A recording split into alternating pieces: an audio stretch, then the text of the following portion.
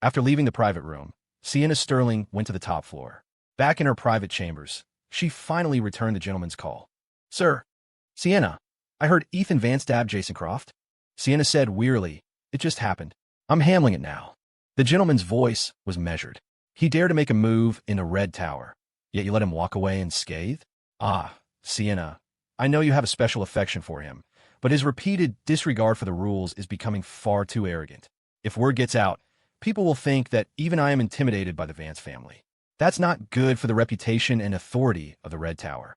Sienna didn't sound flustered. Instead, she sounded wronged. "Sir, you're not here. How could a lone woman like me make such a major decision? Yes, I was mindful of the fact that he saved my life all those years ago, so I have a soft spot for him. But don't you find this whole situation strange? Jason Croft is a calm and calculating man, his mind a fortress. Why would he suddenly decide to provoke Ethan Vance? Especially now, at such a critical juncture in their family's partnership. It just doesn't add up. If I had acted rashly against Ethan, I'm afraid the Red Tower would have been dragged into some kind of conspiracy. So the boys saved your life?" The gentleman latched onto the key point. Sienna feigned the reaction of someone who had just let something slip. She stammered, "It was during the darkest time of my life. He pulled me out of it." "Never mind. I'll tell you when you get back. In any case, I don't have any inappropriate feelings for Ethan. I just feel like I owe him my life." The gentleman was silent for a moment before saying, "Tell me your theory about Jason." Sienna was direct. "Victor Vance has sunk a great deal of capital into the development project. To put it bluntly, Jonathan Croft has him hooked. On top of that, Victor is currently swallowing up the Yates family's Triumph Corporation without regard for cost, so his liquid assets must be tight. If something goes wrong with the project at this moment, and Jonathan Croft uses it as an excuse to change the general contractor." In other words, the gentleman continued, "If Jonathan really wants to screw Victor over, Victor won't be able to pull his investment out anytime soon. This would have a major negative impact on his expansion. Not to mention, in the acquisition of Triumph Investments, he and Harrison Vance are currently neck and neck. If the Croft family makes a move, Victor will certainly lose to Harrison." The gentleman chuckled slowly. "You seem very invested in the Vance family's affairs." Sienna's tone turned playful and pouty. "Why are you being so sour today? If you keep it up, I'm going to ignore you." "I'm just teasing you." The gentleman paused. "So, you think Jonathan Croft is teaming up with Harrison Vance to take on Victor? Or maybe he's aiming for the Vance dynasty itself? If he can take down Victor, he's basically conquered half the family." Sienna continued to fan the flames. "A wolf's ambition. I think he wants to break his leash and become the master. A long and bitter struggle. He doesn't have the teeth for it. He can't chew through the Vance family, and he can't break that leash. But what if he uses you to deal with Victor? There's no way you'd ignore him, would you?" The gentleman's voice held a slow smile. "You're worried I'll make a move against Ethan, aren't you?" Sienna huffed. "Don't mistake my good intentions. I'm afraid he'll draw your fire. That federal task force has been moving more and more mysteriously lately. Most of your protégés can't get a whisper of what they're up to." The gentleman mulled it over. "Jonathan Croft doesn't have the guts to try and take me down while I'm vulnerable. The hearts of men are treacherous," Sienna said. The gentleman sighed, then changed the subject. "What's Victor's reaction? What reaction could he have? If I can see this coming, how could he not? He threw a fit at his son today, but he was all respectful to Jonathan Croft, terrified of being kicked out of the project. He's wary of me.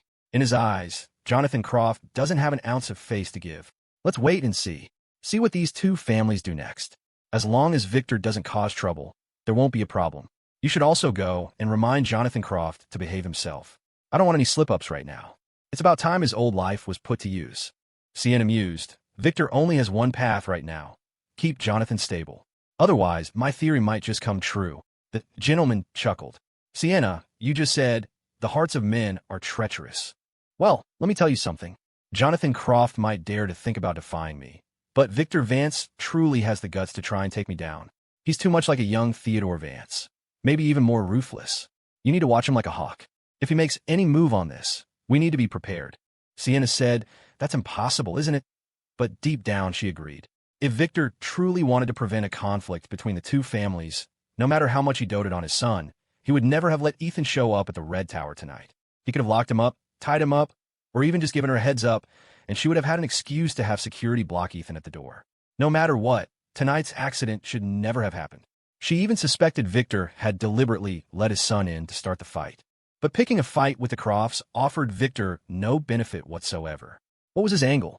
After years of navigating the circles of the rich and powerful, Sienna considered herself a shrewd judge of character, but she truly could not figure out this old fox. Downstairs, in front of a crowd of his bodyguards and some gawking onlookers, Victor Vance was pointing a finger at his son's nose, delivering a furious tirade. It was a vivid performance of a father's despair over a good-for-nothing son. And Ethan played his part perfectly, the picture of a spoiled, insolent punk, glaring back and retorting every so often, as if to prove to the world that he was useless mud that couldn't be plastered onto a wall. The performance ended. Victor, looking like he'd gone mad with rage, shoved Ethan into the back of the Maybach. "Move over, you bastard. When we get home tonight, see if I don't break your legs." Ethan smirked and made room for his father. Victor got in, still cursing, and slammed the door. The moment it was shut, he turned, the inferno of rage on his face instantly replaced by a sheepish grin. "Son, don't take it to heart, ha?" Ethan said coolly. "Old man, had your fill of yelling." "The driver?" Victor smiled. He did, in fact, look quite satisfied. He told the driver, "Let's go. Take the young master home first." The Maybach pulled slowly out of the parking lot. One of Victor's bodyguards drove Ethan's GTR, following close behind. Finn sat in the back of the Hummer, showing no intention of leaving. Ethan stared at his father, annoyed. "Why didn't you answer my calls this afternoon? If you wanted me to make a move, you could have just said so." "Improvisation is more convincing," Victor chuckled. "Besides, when you called, I was still weighing Jason's intentions. If I had answered, I would have just gotten an earful from you for no reason." Ethan rolled his eyes. "When you didn't answer, I guess you were giving me the silent go-ahead. So, looks like this Jason Croft is trying to screw you over." He had thought it was too much of a coincidence that Jason had chosen that moment to harass Kimberly Frost, but he hadn't thought much of it, having only a vague understanding of the partnership between the Crofts and Victor. Sienna's words today had finally clued him into some of the underlying currents. Victor laid out his theory for his son, which was basically the same as what Sienna had told the gentleman. The Crofts' partnership was likely a trap to tie up his cash flow, and they would soon start to sabotage the project. Ethan looked unconcerned. "I don't understand business. My brothers, and I only know how to handle people. Anyway, all I care about is making sure that video of Kimberly Frost disappears from the face of the earth. The girl was just a spark. The powder keg has already been lit. Even if you return the video now, Jason wouldn't bother releasing it." Victor's gaze grew mournful. "I'm telling you, son, you promised we'd use each other. I've helped you a lot, haven't I? But you haven't shown the slightest interest in fighting for the inheritance. You're just going through the motions with me." Ethan was righteously indignant. "You said I'd have help when I returned to the family. Who? Besides you, who else is there? You lied to me first." Victor gave him a mysterious smile. "The old man turning a blind eye to you. Isn't that him helping you?" Ethan. Talking to this man was exhausting. All right, let's not rehash old arguments. This time, you really have to help me. And not just by going through the motions." Ethan said mockingly, "Victor Vance, you're practically a demon. You need my help. This one's a bit tricky." Victor smiled. "To be honest, if I wanted to play it safe, I wouldn't have to face this challenge. I could just suck it up and bow to the Crofts. But would you let Jason Croft live? Ugh, we're destined to be enemies with the Croft family. So, I figured I might as well go for a big gamble. If I win, the Vance family gets rid of at least one branch. I get a huge slice of the Croft family's pie, and more importantly, I can clip the Red Tower's wings. At the very least, I'll get to see who their real master is. It's not Jonathan Croft. A puppet, nothing more." Ethan was thoughtful. "One stone, 3 birds? Or maybe 3 ostriches? Victor, aren't you reaching a little too far? You're going to tear something." The driver coughed, nearly choking on his own saliva. "That's why I need your help." Victor said, "The bet has been placed. All in, no turning back." Ethan shot him a glare and looked out the window. After a moment, he asked, "So, you're saying Jason did this to stop you from acquiring Triumph Investments? Does that mean he's working with the first branch?" Victor smiled. "Whether they're working together is uncertain, but there's definitely a connection. However, Jason is no match for Harrison, and Harrison won't be easily used by him. But your Aunt Cassandra, on the other hand, the moment Jason made his move, she was asking Warren Hayes about our project situation. What a coincidence, right? If nothing unexpected happens, something unexpected is about to happen to the project." Ethan considered this. "Then you should take precautions. Don't drag me into this. I'm still the president of your company on paper. No need for precautions. Let them do it. Jason set a trap for me, so I'll just play along." Otherwise, I wouldn't have bothered putting on that show for him and his father today. Ethan frowned. What do you mean? You're determined to screw me over, aren't you? Victor chuckled. The company never signed an employment contract with you, never paid you a salary, and you've never even clocked in. What responsibility are you afraid of? The legal representative is Warren Hayes. Ethan shook his head in disgust. Threatening his family was one thing, but now you're going to let him take the fall. He could even go to prison. Victor, you're a real piece of work. The driver, if I talked to my dad like that, I'd be hanging from a tree by now, and after the beating, he'd have me stuffed and mounted. Victor took a breath and said in a grave tone, Son, mercy has no place in war. From the first day Warren Hayes came to work for me as a mole, I never intended for him to have a good ending. Ethan was silent. After a moment, he said, So you'll play along? Then what? We'll counter their moves as they come. We'll talk about that later. Victor paused. But first, there's something you need to do. Ethan gave him a questioning look. Either you release Kimberly Frost's video and continue to make trouble for the Croft family. Ethan, say that again. Victor, why are you in such a hurry? I'm not finished. Or, you take care of Jason Croft as soon as possible. Force Jonathan's hand. Ethan rolled his eyes. You don't have to worry about that. There's no way I'm letting him live. Victor nodded. Tell that brother of yours to go home. No point in waiting outside the Red Tower. Jason won't be coming out tonight. We have to let him out to kill him. If he dies in the Red Tower, my feigned retreat becomes an obvious move against them. They'll be forced to take measures against me. And I can't handle that right now. Ethan thought for a moment, then took out his phone and sent a message to Finn. Meanwhile, Jason Croft's wounds had been treated. Fortunately, the knife Ethan had used was small. Besides the puncture in his palm, which was serious, the cuts on his arm weren't very deep, and his bones and tendons were fine. After the doctor left, Jason forced a bitter smile and joked with his bodyguards. First time in my life I've been beaten up like this, haha. It's a new life experience, I guess. The bodyguards weren't in a laughing mood. The three who had failed in their duty were ashamed, while the others gritted their teeth, wanting to tear Ethan Vance apart. Mr. Croft, how about I take some men tonight and get some payback? One of them said angrily. Jason waved his hand with a smile. I've already told you what happened with Caleb Cole. All those gunmen sent to kill Ethan, and what happened? Not a single one came back. I treat you all like brothers. I can't bear to see you throw your lives away. At this, one of the bodyguards who had been knocked out by Finn chimed in. Mr. Croft, his bodyguard is incredible. He's unbelievably fast. The other lucky one quickly agreed. Yeah, seriously fast. I just saw him take one step forward, and before I could react, I was on the ground. To this day, I still don't know how he knocked me out. Jason thought for a moment. When he attacked me today, I didn't sense any real martial arts skill in him. He's just more vicious than the average person. But I have this gut feeling that besides his skilled bodyguards, he himself is no simple man. This guy, ugh, who did I ask to investigate him before? Me, a bodyguard responded. I looked into him for a month. I found out which elementary school he went to, which class he was in, everything. But he suddenly disappeared in his junior year of high school. Then, after 7 or 8 years, he came back from the States, drove for Uber for 2 years, and then returned to the Vance family to get married.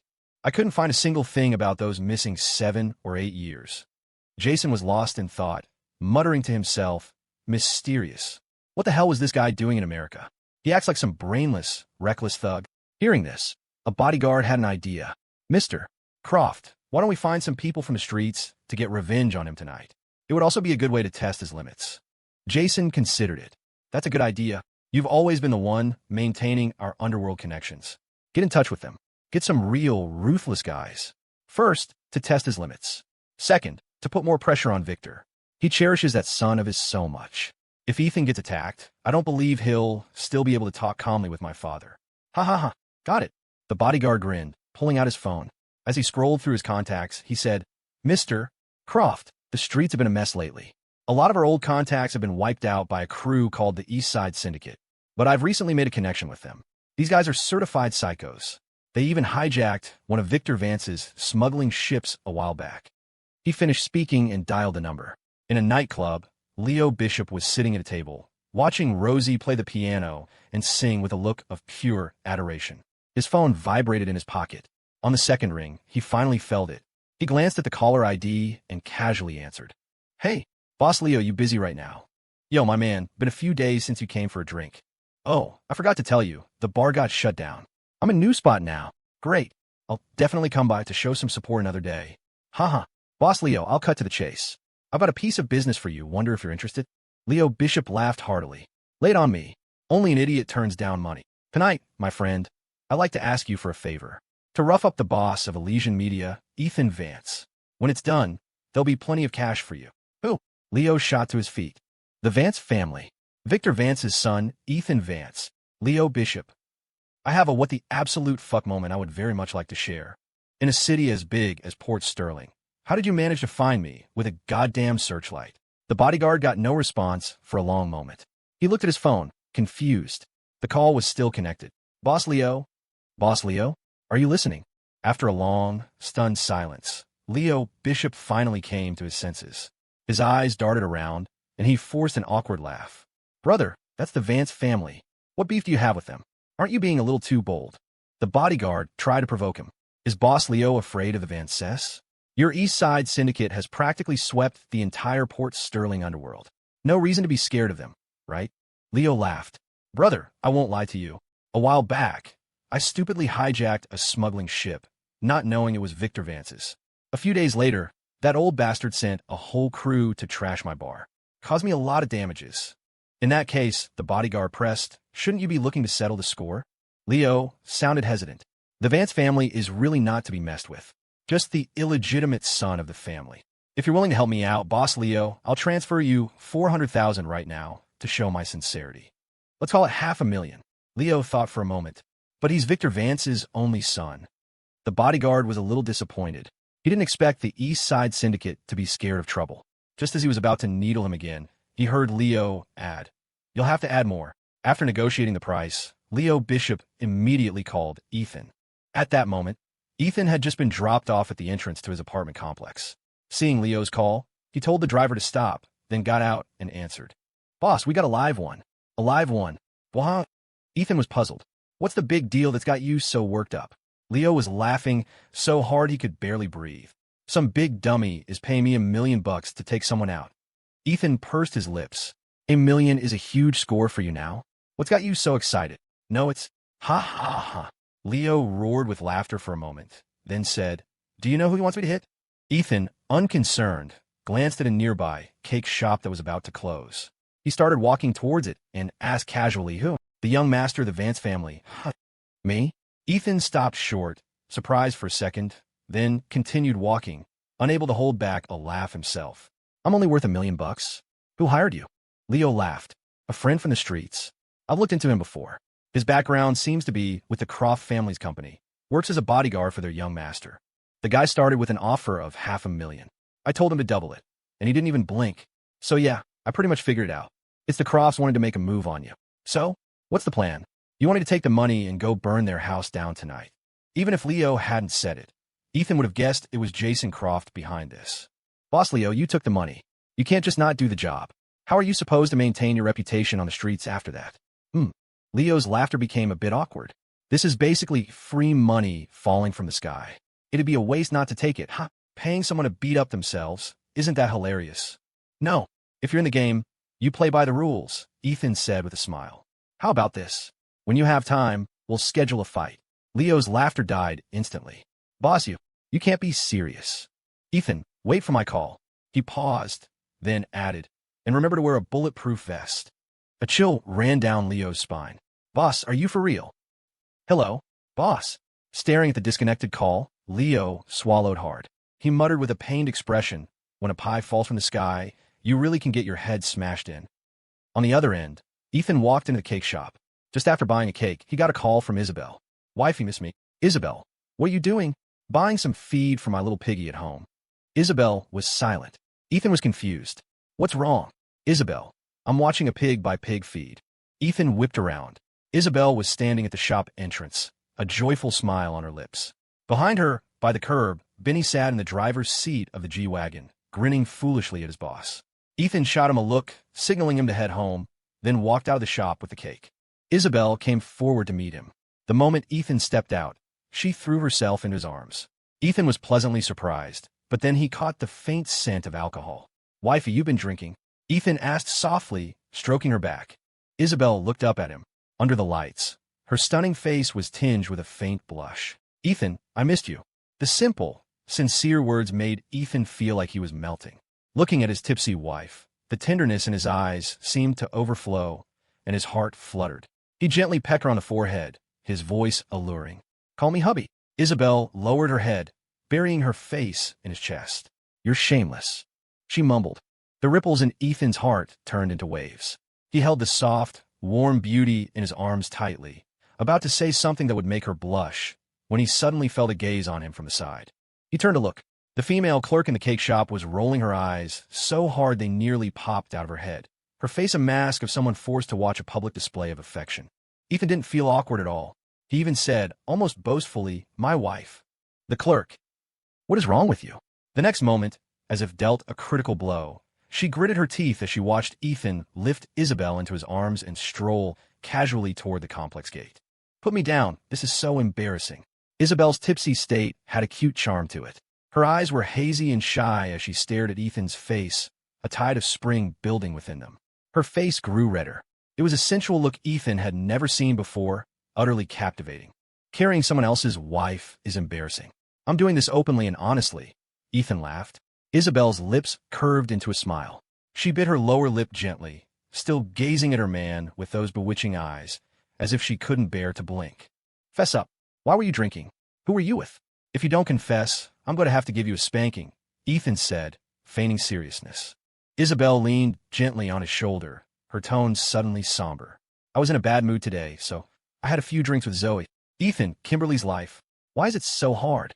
Her family is already such a burden. Why do people still have to bully her?" Ethan's cheerful expression faded. "Wifey, don't be sad. I'm already working on Kimberly's situation. It'll be sorted out soon." Isabel nodded. "Yes, I know. Kimberly told me." "Ethan, thank you. You're like my guardian angel. You really make me feel safe. How about you call me hubby?" Ethan lowered his head, looking at the beauty in his arms with a mischievous grin. "I want to hear it. I really do." Isabel gave Ethan a light nip on the neck. "Put me down," she said shyly. "I want to eat cake." Ethan glanced around, then carried her to a bench by the garden. He set her down, opened the cake box, and brought a spoonful to her lips. Every move, every smile was wrapped in doting affection.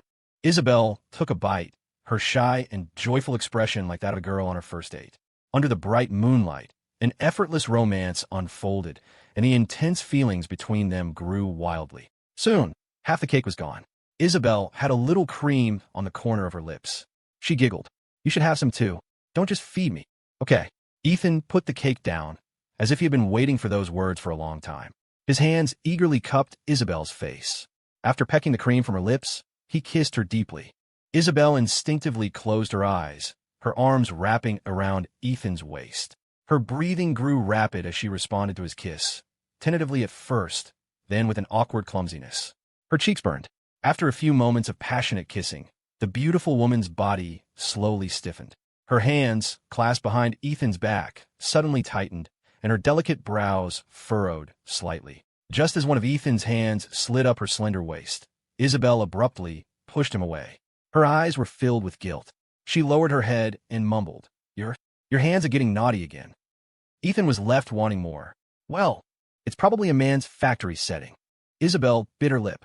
A moment later, she looked up and initiated a kiss on his cheek, her expression shy but earnest. I can't live without you now. I think about you all the time, every single moment. When I leave in the morning, I think of you making breakfast. At work, the image of your roguish smile often pops into my head. Tonight, after drinks, Zoe was going to take me to dinner, but I don't know why I said no. I just really wanted to see you. I wanted to see you right away. I really, really did." God only knows what Ethan was feeling after hearing those words. A grown man, his eyes suddenly turned red. He pulled his wife into a tight embrace, gently stroking her long hair. He brought his lips to her ear, a lump in his throat, fighting to control his emotions. His voice was full of adoration and heartache. "Wifey, don't push yourself so hard. It hurt me to see it." Isabel bit her lip, her tone firm. "Love is a two-person thing. I'll prove to you that I'm trying to love you." She didn't want Ethan to know she was undergoing physical therapy. But what she didn't know was that after 2 passionate kisses, Ethan had already pieced together 80 or 90% of the truth. "Wifey, your condition. You don't have to rush. You don't have to rush at all. I'll be with you, slowly." Before he could finish, Isabel suddenly cut him off. "Hubby." Ethan froze completely. It took him a long moment to manage a soft, "Isabel, I love you." And thank you for always loving me. The next morning, Ethan woke up early. He placed a careful kiss on Isabel's lips, then tiptoed out of bed and went across the hall to his own apartment. He rang the doorbell. After a long wait, Benny, wearing only a pair of baggy shorts, opened the door. "Boss, I already peed," Benny said, his eyes still bleary with sleep as he groggily scratched his crotch. Ethan slapped his goofy brother on the stomach and smiled. "How was your sister-in-law after her last treatment? Did she seem like she was in a lot of pain?" Benny's brain was still booting up. He mumbled, "I just saw that her face was really pale, and she kept throwing up. She barely had the energy to talk." Ethan's heart felt like it was being mercilessly crushed by a hand. His eyes began to well up. The clueless Benny didn't notice his boss's subtle change in expression and kept talking. "That should be normal, right? When women are pregnant, aren't they all like that? Throwing up like crazy. Boss, you're amazing." As he said this, Benny's eyes shot wide open. He was instantly awake. "Oh shit, I'm screwed. This was supposed to be a surprise from her. My brain. Ugh. Boss, can you just forget I said that?" Seeing his look of utter remorse, Ethan didn't know whether to laugh or cry. He patted Benny's arm. "Go wash up and heat up the beef in the fridge before you eat it. Stop eating cold food all the time." Benny's large, intelligent eyes slowly filled with confusion. "Boss, why are you reacting like this? The baby my sister-in-law is carrying. It's not yours." "Oh crap. No, that's not right. She's with you every night, and with me during the day. So if it's not yours, then—" No, boss, that's not what I meant. Crap. The water in my brain is boiling." "Ethan. Benny, you're a good guy. You just happen to have a mouth. Your sister-in-law isn't pregnant. That was her feeling sick after her treatment." Benny let out a long sigh of relief. "That's a load off my mind." "No, boss, that's not what I mean. Forget it. Next time we go back to Emerald Lake, I'll have Lily sew my mouth shut. She's always saying I have a big mouth." Ethan just smiled and shook his head. "Go wash up. And remember, the next time she goes for treatment, give me a heads up in secret."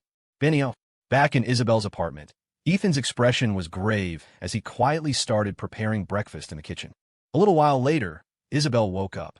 As usual, the first thing she did was go to the kitchen, leaning against the doorway with a face full of bliss as she watched her husband cook. After a moment, she couldn't help but walk over, stand on her tiptoes, and plant a kiss on his cheek. Ethan had already composed himself.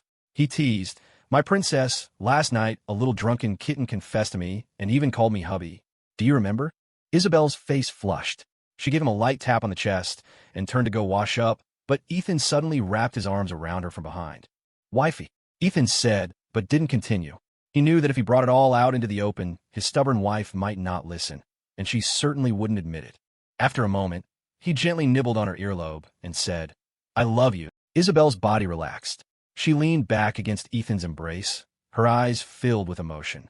She had never imagined that she would one day experience the taste of love. It was Ethan who had patiently and devotedly fed her the cake of love, one spoonful at a time. Love, it turned out, was very sweet. The treatment is working. Isabel thought to herself. The suffering she had endured from the therapy was not even a 10,000th of this sweetness. It was worth it. Not long after Isabel left for work, Ethan received a call from Warren Hayes. "Mr. Vance, so early. I hope I'm not disturbing you." Warren's tone wasn't fawning and obsequious like last time. It was calm, with an undercurrent of bleak resignation. Ethan's heart clenched. He knew Victor's prediction from yesterday had come true. "What is it?" Warren took a breath, his voice even.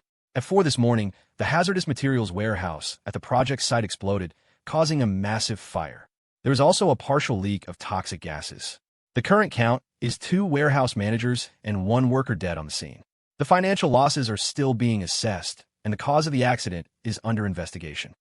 At this, Warren gave a bitter smile. "Mr. Vance, I've called the chairman several times, but he hasn't answered.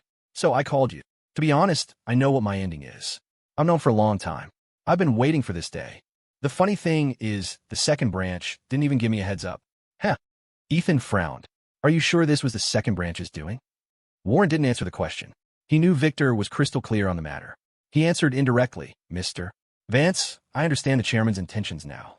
Although the number of casualties in this explosion isn't high, the financial losses are significant enough to classify it as a major safety incident, and the social impact is severe. As the company's legal representative, I bear inescapable responsibility. I'll probably be sentenced to 3 years or less. Just now, I was looking through the archives. I found that the employment contract the chairman personally gave me the one between the company and you, is gone. You have no connection to the company. Ethan wanted to say something, but he didn't know what. So Victor had made him a nominal executive just to give Warren a false sense of security? At the same time, he was shocked by the severity of the incident. If it really was the second branch behind this, their methods were far too ruthless. Weren't they afraid of divine retribution? Warren had willingly risked his life to be their mole at Victor's side for years. He had been loyal enough, hadn't he? And now, they just cast him aside. In the eyes of that old widow, were little people really worth less than dogs? Mr. Vance, I, Warren Hayes, am a weed that bends with the wind. A prison sentence is practically a pardon for me. I called the chairman because I wanted to beg him to treat my family well. Ethan sighed, his voice heavy. I understand. I'll pass that on to him. And I give you my personal guarantee. If you can't avoid a prison sentence, your family will be safe. With your word, I can rest easy. Warren smiled and took a deep breath. Thank you, Mr. Vance. I have to go now. The leaders of the investigation team are banging on the tables in the conference room. I have to go, and take responsibility. In any case, I will shoulder it all. I won't implicate anyone or anything. You can be at ease. After hanging up, Ethan felt a storm of complex emotions. He thought for a moment, then called Victor, but after several tries, there was no answer. It wasn't until just after 10 in the morning that Victor called him back. Son, come to the manor. Ethan was silent for a beat, then asked abruptly, Did you expect your sister to be this ruthless? Victor took a deep breath. Ruthless? This is her holding back. Besides, on a project this big, if someone is determined to cause trouble, it's impossible to guard against. Son, the market is a battlefield. This is a life-or-death struggle. Many things, many people are not worth mourning. There's no time for it. Ethan pressed on. I'm no good at business, but I know the basics. Your company's stock price must have already started plummeting by now, right? With such heavy losses, is it worth it? Victor laughed. I'm gambling for 3 big ostriches. What are these losses? You can't catch a wolf if you're not willing to sacrifice the bait. Besides, if I don't get kicked out, how can your aunt get in? It's time to settle the score. Old debts and new ones, all at once. Just think of it as me paying a premium to pave her a superhighway to the bottom of the Mariana Trench. I want her to take one stumble and fall in, never to see the light of day again. So, she wants to take your place and partner with the Crofts. Jason Croft must have already promised her. Otherwise, she wouldn't have done this. Ethan said coolly, What's your counterattack? Victor chuckled, being mysterious. Come to the manor first. Dad has a favor to ask you today. Ethan considered it, then agreed. It was nearly noon when he arrived at the manor. Victor was pacing back and forth at the entrance to his courtyard. Seeing his son's car approaching, he hurried to meet it. Ethan parked the car by the side of the road and was about to get out, but Victor slipped into the passenger seat. Let's go. Up to the Airy. Ethan was taken aback. The old man wants to see me. Victor, Jonathan Croft came to visit him half an hour ago. Let's go join the fun. Ethan didn't ask any more questions, starting the car and speeding up the mountain. Inside the Airy, the old man was propped up in bed while Dr.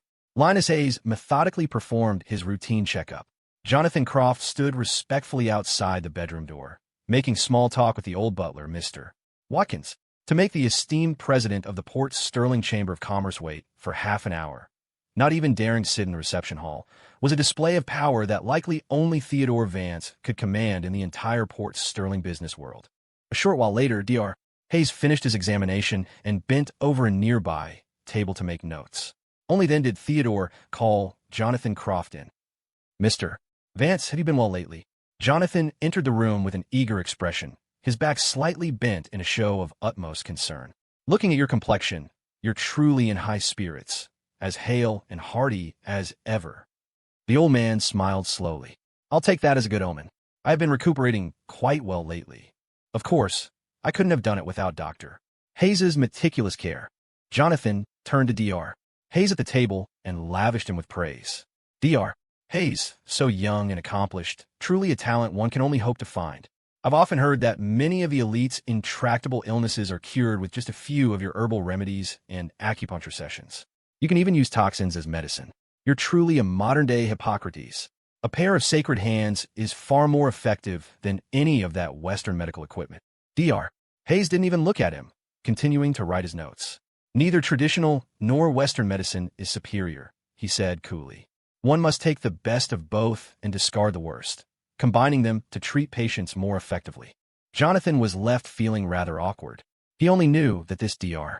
Hayes, with Theodore's approval, took on private cases, and his methods were primarily traditional, which is why he'd offered the flattery. He hadn't expected the medical genius to give him no face at all. Seeing the awkward atmosphere, the old man said nothing, simply allowing the maid to feed him his herbal medicine spoonful by spoonful. The old butler took a breath. Dr. Hayes, if you're finished with the examination, you can return to your room. Mr. Croft has important matters to discuss. Dr. Hayes ignored him, continuing to make his notes with a hint of entitled arrogance. The old butler's expression didn't change. He gestured toward the sofa. Mr. Croft, please have a seat. I'll go make you some tea. All right, thank you, Mr. Watkins. Jonathan Croft sat down with a smile, fixing a look of adoration on Theodore Vance. He didn't dare disturb the old man while he was taking his medicine, his lips pressed together in a slightly anxious line. About half a minute later, Dr. Hayes finished his notes. After a brief word with the old man, he picked up his medical bag and left the bedroom. At the same time, Theodore finished his medicine, and the butler returned with the tea. Jonathan, the old man said, wiping his mouth with a handkerchief, you rose to prominence during the spring of the real estate industry, and now you've practically formed a monopoly in Port Sterling and the surrounding areas. But now, the industry is showing signs of heading into a harsh winter. What are your family's plans for the future? Jonathan Croft sat up straight, smiling. You're absolutely right, Mr. Vance. I've been wrestling with that very question. For now, I have no better plans. I'm in my 60s, after all. I don't have the energy to stir things up anymore. Not like you, sir. Your vision is so profound. The foundation you've built for the Vance dynasty over these decades will surely flourish even more in the future. The old man smiled slowly. I see you as a sword that is far from dull. Your energy is still quite vigorous, and your appetite, I imagine, is still quite good. Jonathan's heart trembled. He took a shaky sip of tea, a pained look on his face. Mr. Vance, I came to you to apologize. My worthless son had a misunderstanding with your grandson, and Theodore cut him off before he could finish. My grandson is no good. In this matter, the fault lies with him. Jonathan swallowed hard, terrified. Mr. Vance, I already spoke with Victor on the phone this morning about what happened at the project site. We will definitely work together to handle this matter properly. How will you handle it? How will it be proper? Theodore looked at Jonathan, a faint smile playing on his lips. Given the severity of this incident, does Victor have any room to maneuver? I've heard that the federal task force has already sent people to look into it. That man Tanner is probably sipping tea in the task force's office as we speak. This project, Victor can't touch it anymore. Jonathan said quickly, no matter what, we will do our best. Mr. Vance, please don't overthink it. We can't let a small accident like this damage the harmony between our two families. Theodore, just after our two juniors had a little conflict, a major incident occurs at the project site. If it were you, wouldn't you overthink it? Jonathan, why do I feel like your son's wings have grown a little too strong? No. Jonathan waved his hands frantically. It was truly just an accident, Mr. Vance. I promise, the development zone project can only be done by the Vances. I will not give it to anyone else. Although Jonathan Croft was the client, the so-called boss, in front of this contractor's boss, he had absolutely no dignity. Theodore slammed his hand on the table, his voice sharp. Are you trying to get involved in the infighting between my 3 children? Who gave you the nerve? Jonathan shot up from the sofa, terrified. Mr. Vance, what are you talking about? I truly am only thinking of the friendship between our two families. If you don't want the Vances to be involved in the project anymore, I'll listen to you. Theodore stared at him, his grim gaze sending a chill through Jonathan's heart. After a moment, his tone softened abruptly. How has the gentleman been lately? Jonathan was trembling. I haven't seen him in a very long time. Theodore said gravely. Jonathan, I don't care what you or your son are up to, but I hope you have some self-awareness. Don't put me and the gentleman in an awkward position. You should understand that your family's fate is sealed by heaven. Don't have delusional fantasies. Otherwise, the Vances won't even have to lift a finger. Your family will face utter ruin, with no hope of recovery. A layer of cold sweat had formed on Jonathan's forehead. He trembled. I understand that better than anyone. Mr. Vance, you must believe me. I will not do anything out of line, nor could I have any wild ambitions. You and the gentleman are the heavens of Port Sterling's political and business worlds. Even if I had the heart of a bear and the guts of a leopard, I wouldn't dare defy heaven. Just as he finished, the old butler walked into the bedroom, and said to Theodore, "Master, the second branch is here to see you. They're already at the door. Victor and his son have also arrived and are parking." Theodore nodded. "Let them all in. Jonathan, you should head back for now. Take care of the matter at hand." "Right, then. I'll be going. Mr. Vance, please take care of your health." Jonathan bowed and scraped his way out of the bedroom. He greeted the old widow from the second branch at the door, and only after descending the steps did he slowly straighten his back. He looked up at the gloomy sky, his face devoid of expression. He remembered Jason calling him this morning, telling him that he had joined forces with the Vance second branch and had already begun his plan against Victor. There was no turning back now. Truly, no turning back. Staring at the churning clouds, Jonathan closed his eyes. When he opened them again, Victor was already walking toward him. He put on a pained expression and went to meet him. "Victor, have they found the cause of the accident yet? This is killing me." In the bedroom, the old man watched his daughter's display of concern with a cool indifference. "Cassandra, is the project overseas so idle? Why do you keep running back here? Lately, you seem to have been in Port Sterling this whole time." Cassandra looked worried. "Your health hasn't been good lately, father. As your daughter, how could I not be concerned?" Heh. Theodore gave a humorless smile. "Of my 3 children, you're the most iron-hearted. You're concerned about me? If you weren't hoping for me to die sooner, I'd already count myself lucky." "Dad," Cassandra said, looking aggrieved. "How can you say that about your own daughter?" Theodore's face darkened. "Be honest. What have you been plotting, staying in the country all this time?" "What could I be plotting?" Cassandra said. "I'm genuinely worried about you, and I also have some business to attend to.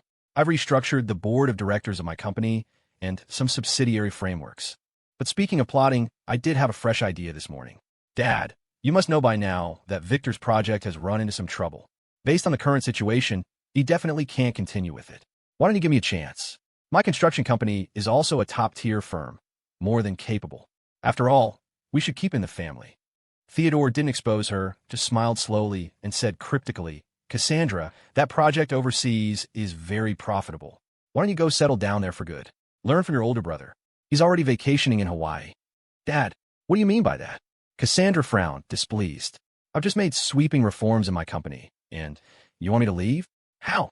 How am I supposed to explain that to the board? Besides, the first branch has little involvement in the construction industry. They can't handle a project as big as the Crofts. If you don't give it to me, are you really going to let an outsider benefit?" Theodore sighed patiently. "Don't be so greedy. Be content. Take my advice.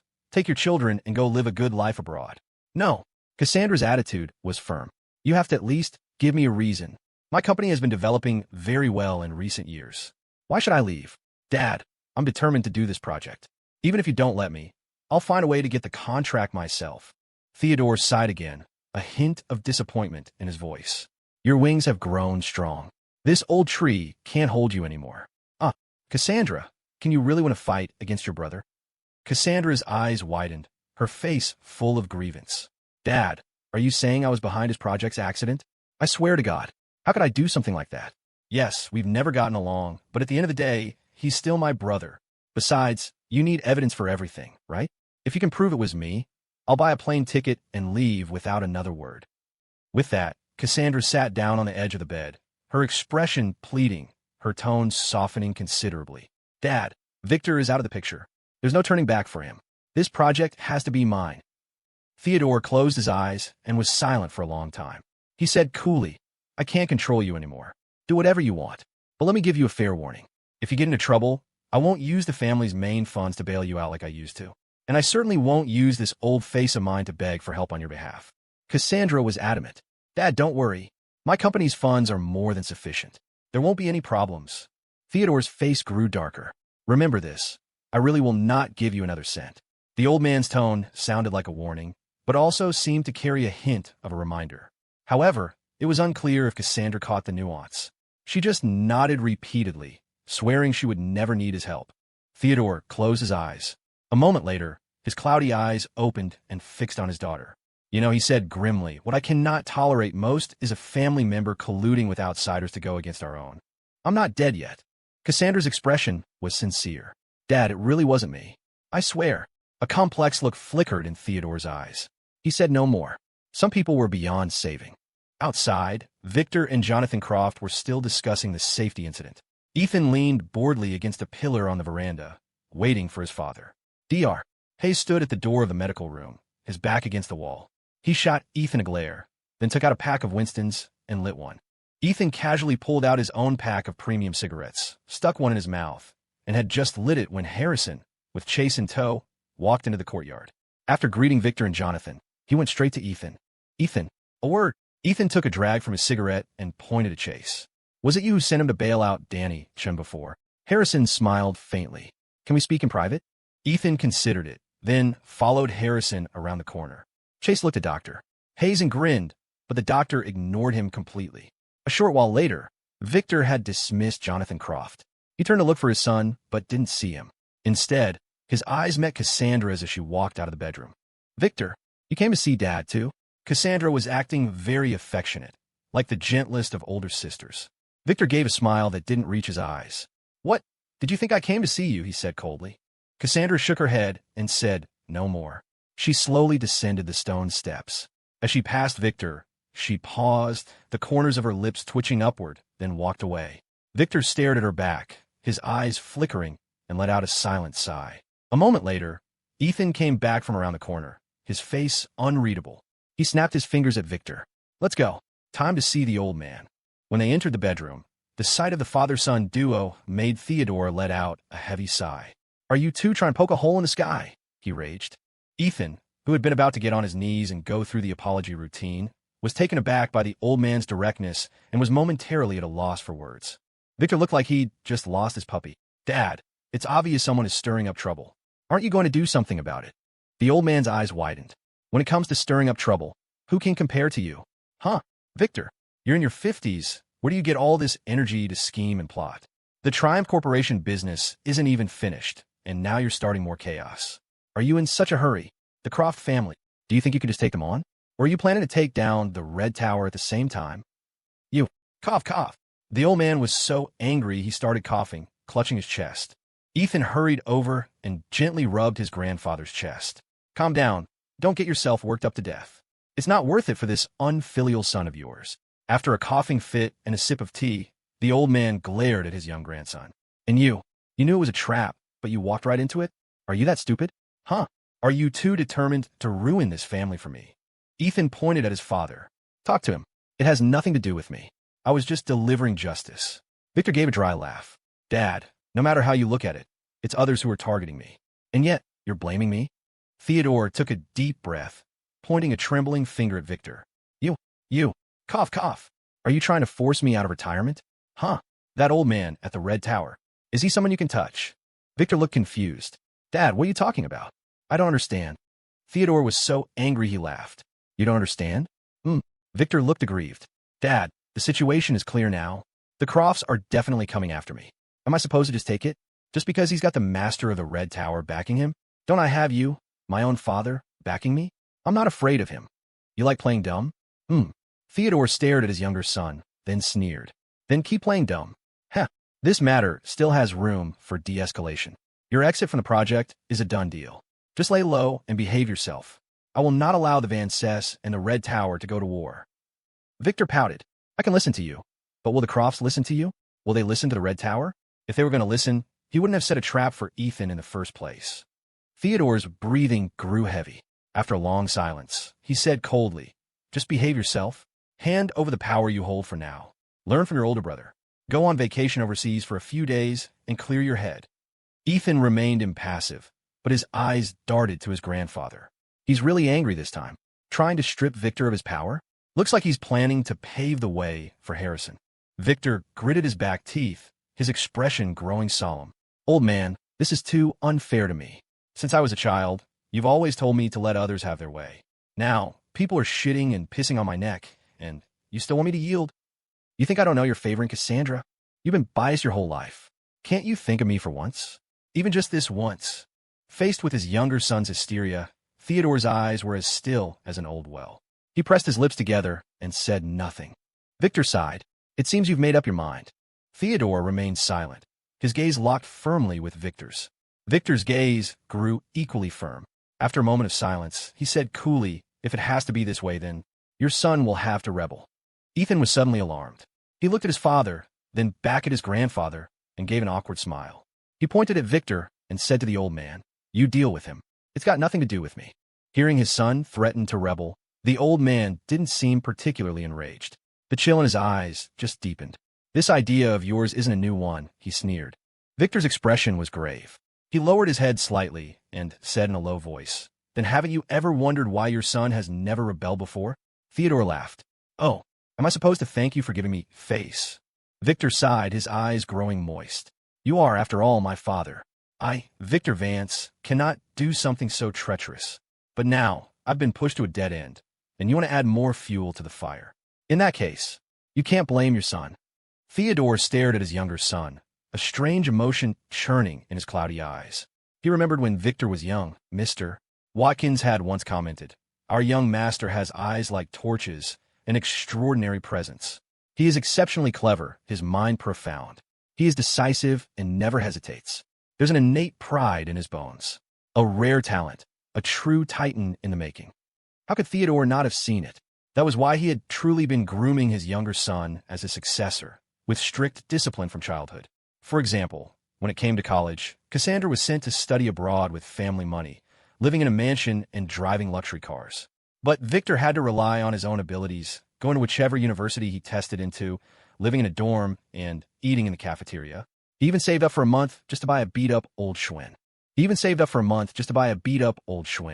was because of this that he met the great director Ron Wallace, who came from a humble background. Once, after a night of heavy drinking, Victor confided that he was the young master of the Vance family, with assets worth tens of billions, and was nearly beaten up by Ron, who thought he had become a vain braggart. After Victor graduated, the old man didn't give him a sum of money to test the waters like he did with his other two children. Instead, he assigned him to the smallest port under the Vance umbrella. To outsiders, this was a sign of Victor's fall from favor. But Victor knew his father wanted him to learn from the ground up, and, at the same time, to curb his sharp edges and keep him under control. Years passed. The small port remained a small port. Victor spent his days in pleasure and idleness, completely indifferent to his career. This greatly disappointed Theodore. Coupled with the marriage he had forced upon Victor, the father-son relationship deteriorated. However, just as Theodore had lost all hope and was about to give up on his younger son, Victor showed up at Vance Holdings headquarters as the chairman of Maritime Logistics Company, there to discuss a partnership. It was only then that Theodore realized that while he thought Victor had always been in the palm of his hand, his younger son had long since broken free of his control, established his own domain, and returned to prove himself. From then on, Victor no longer hid his ambitions. He soared, establishing his own corporation and taking control of several ports. As a father, he was of course proud of such immense capability. But at the same time, he saw his son's fierce ambition and ruthless methods. It even made him vaguely afraid. He feared that if he made Victor the head of the family, he would never tolerate his other two siblings. As he aged, the old man's paranoia grew, and he became more and more guarded against Victor. In the end, in his entire life, he had never once favored his younger son. Not once. "Mr. Vance, have some tea. Calm down." Ethan held the teacup and offered it to his grandfather. Theodore finally returned from his thoughts. He took the cup, sipped it lightly, then leaned back against the pillows, looking up at the ceiling. He let out a long sigh, his voice filled with sorrow. "Leave your sister a way out." He paused, then added, "I'm begging you." A faint smile touched Victor's lips. "Thank you, Dad. Fratricide is truly against nature. I will let her live. After all, we are brother and sister." Theodore snorted. "You really should have waited until I was dead to make your move. There was no need to be in such a hurry. Victor, they came for me first. Hith. Dad, if I get bullied, you have to have my back, right? Theodore, get out. Right away." "Thanks, Dad." Victor beamed, took 2 steps toward the door, then paused and looked at his son. "Ethan, quick, give your grandpa a kiss." "Ethan, are you insane? You little bastard, you get out too. The sight of you too annoys me." Theodore glared at his young grandson, exasperated. Ethan grinned shamelessly. Going, I'm gone. Take your medicine, and don't be in a rush to die, old man. I'm tired of delicacies lately, and I'm not in the mood for a funeral feast." Theodore just smiled and shook his head, muttering, "Little bastard." A short while later, the old butler walked in slowly and sat down on the edge of the bed. "Theodore, are you really going to let Victor run wild? Provoking that man from the Red Tower will not be good for the family." Theodore mused. "Let him go. If I really force him to rebel, can you control him? He has a lot of people in Vance Holdings, all in key positions that can't be easily removed. We need to give Harrison some time." As for the Red Tower, why do you think Victor dares to make a move on him? Isn't it because the federal task force is in Port Sterling, and that old fellow doesn't dare make any big moves? Hopefully, he can control Jonathan Croft and prevent the situation from deteriorating further. The old butler considered this. I know Victor's capabilities well, but this time, he seems to be reaching too far, making enemies on 3 fronts. This will be a difficult challenge to overcome. Theodore nodded. I'm just afraid he'll push his luck and corner the Red Tower. As for the Croft family, the real estate industry has entered its winter. Although their influence is vast and the development project has government backing, they have a fatal weakness. If Victor can seize that weakness, the Croft family will collapse without a fight, doomed to eternal ruin. A fatal weakness? The old butler looked puzzled. A moment later, as if he had thought of something terrifying, his eyes widened in shock. If Victor really uses this weakness against the Crofts, then the entire real and estate industry might. Theodore took a deep breath. I have a feeling Victor already has this weakness in his hands. Otherwise, he wouldn't have been so determined to act. This son of mine never makes a losing deal. Whenever he loses money on the simplest of traps, you can be sure he's using an even bigger trap to lure someone else in. At this, Theodore couldn't help but sigh again. I just worry that in the end, he still won't spare Cassandra. The young miss is too stubborn and too proud, the old butler said. When Walter was sent to Hawaii, she should have realized it was your arrangement, all to groom Harrison. But instead, she became even more anxious, determined to fight Victor to the death.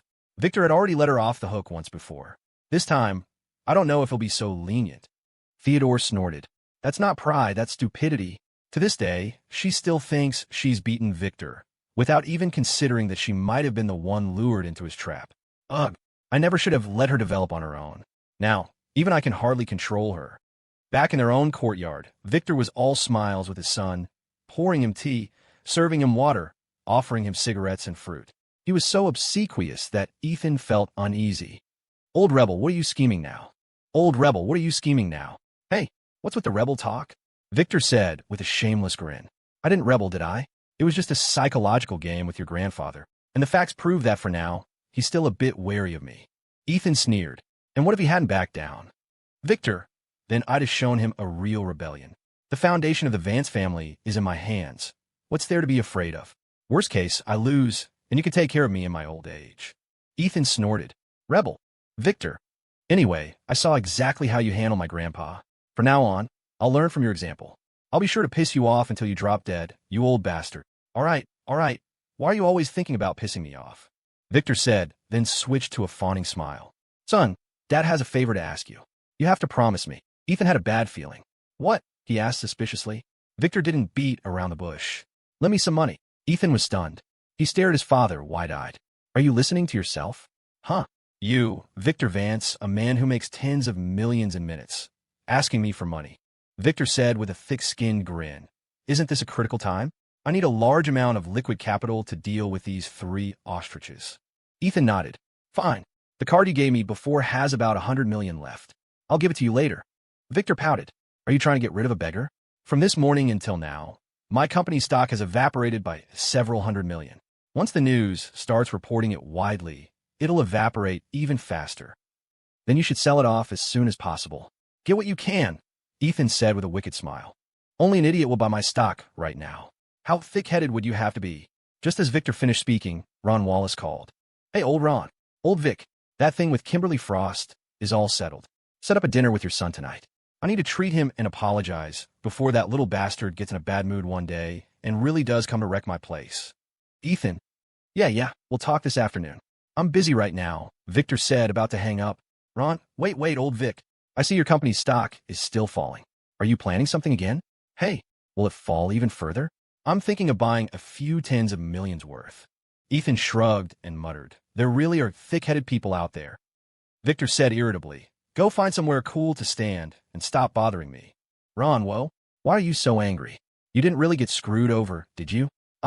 Before he could finish, Victor hung up and continued to coax his son. Let the stock fall. It's just a number. It'll go up again sooner or later. The key now is that I've already spent a lot of liquid capital acquiring Triumph Corporation, and the investment in the Croft project isn't a small sum either. I definitely can't get it back right away. So, I need to prepare some cash to deal with the upcoming changes.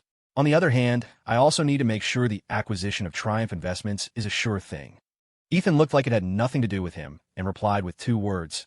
No money. Victor smacked his lips. No money? You, Mr. Vance, have no money. Ethan shot him a look. Don't even think about Elysian. That's my wife's. I won't let you touch it. Besides, in a high-stakes game like yours, unless I sell the company, the little bit of liquid cash on its books isn't enough to fill your hole. Victor gave a mysterious smile. Son, talking like that is just pointless, isn't it? Ethan, anyway, no money. Sigh. Victor sighed. Don't you have $1.5 billion in that Dutch B&G bank? Just give me a fraction of it to get me through this. Ethan shot to his feet, staring at his father. Victor, how did you? He trailed off, then instantly understood how Victor knew. Hiv. Victor chuckled. Didn't I hack into that dumb brother of yours phone before? I noticed he logged into an overseas account every few days. Out of curiosity, I had a hacker take a look. I have to say, you guys did a good job. The account had multiple layers of passwords. It wasn't until last month that I found out it was a B&G bank account. And inside, there's $1.5 billion. Hiv. Look at that fatso, acting like a miser. I bet he logs in every few days just to check the interest. No wonder, when he's driving for me, every few days he acts like he's won the lottery, grinning like an idiot from morning till night. Ethan was exasperated. Fine, Victor. You're good. Then just find some more hackers and take all the money out yourself. Why even bother telling me? Hey, don't be angry. Just let me use some of it. It's not like I won't pay you back. Ethan slumped onto the sofa, lit a cigarette, and thought for a moment. He turned to look at Victor, his expression serious. That money isn't mine alone. It's what my brothers earned with their lives. It's what we're relying on for the rest of our lives. Fair enough. Victor smiled. I just want a fraction of it. With interest. And I guarantee you, I absolutely will not lose this time. Ethan was skeptical. Victor, how confident are you that you can beat the Red Tower? Hey, whether we can win or not, we have to fight first to find out. Victor said persuasively. It's like chasing a girl. If you don't even try, how do you know she won't sleep with you? As long as you're willing to spend big, there's no woman in this world you can't get into bed. Ethan, seeing his son's continued hesitation, Victor resorted to shamelessness. Are you lending it or not? You little brat, this whole mess started because of you, didn't it? You can't just wash your hands of it. I'm telling you, if you don't give it to me, I'm moving in with you too tonight. Isabel's place is big enough. I'll just sleep on the couch. I'll study hard, learn how the young people these days fall in love. If I learn, maybe I won't have to spend money on it in the future.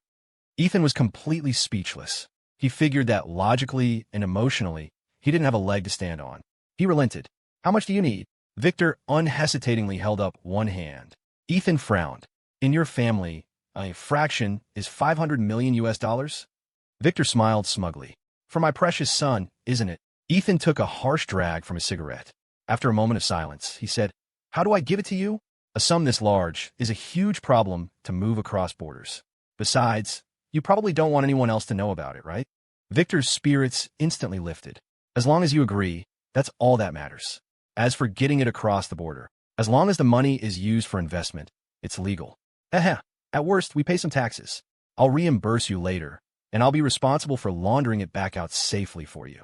Ethan didn't know what this old fox was planning, but since he had already agreed to the loan, he couldn't be bothered to get to the bottom of it. He truly had no interest in fighting for the inheritance. Fine.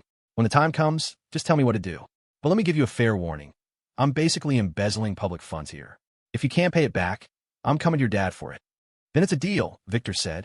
Whoever backs out is a son of a bitch. Ethan shot him a look and sighed, shaking his head. How on earth did my mom fall for an old bastard like you back then? Victor slapped his thigh, his face beaming with joy. But after a moment, the smile slowly faded, finally settling into a bitter grimace. Son, he muttered, I really miss your mom. Ethan started to speak, then stopped, silently smoking his cigarette. After a long pause, he asked in a low voice, When she was about to give birth to me, why didn't you see her? Even just one visit. She wouldn't have hated you so much. Victor was silent, lighting a cigarette for himself. Ethan gave a bitter smile. The day I was born, you were busy getting married. Victor, I can't understand it. Were you that constrained? That unable to get away? My grandmother said that my mom got very sick and was hospitalized right before I was born. So when she gave birth, there was no one with her. Can you imagine the courage it takes for a woman to give birth alone in a hospital? She called you so many times. Why didn't you answer? Victor smiled slowly, a smile that was uglier than crying. Some things couldn't be explained. There was no way to explain them. At the time, he was building his maritime logistics business, which was dependent on the Vance family's ports and platform. The old man had given him two choices: leave Sylvia Vance and marry into the Yates family, or leave the Vance family entirely and pursue so-called love. In the end, Victor chose his career, obediently marrying Simone. In reality, from his perspective, he wasn't wrong. If he had recklessly run off with Sylvia, he would never have escaped his father's control. Theodore had plenty of ways to separate them. So, the only way was to become strong, so strong that even his father couldn't easily control him. Only then could he live a peaceful life with the woman he loved. Unfortunately, the timing was wrong. Too early and too late. He met the love of his life too early and achieved success too late. In love, what's the greatest tragedy? It's meeting the person you can't live without when you are powerless. And when you finally have the power, she has already disappeared into the crowd. Ethan took a deep breath. I know you had your constraints, but I just can't understand you. Victor, if you said you didn't love her, I could actually understand. Because my mom was, in a way, the other woman. But now you say you love her, and that's what puzzles me. How could you not bear to go see her even once?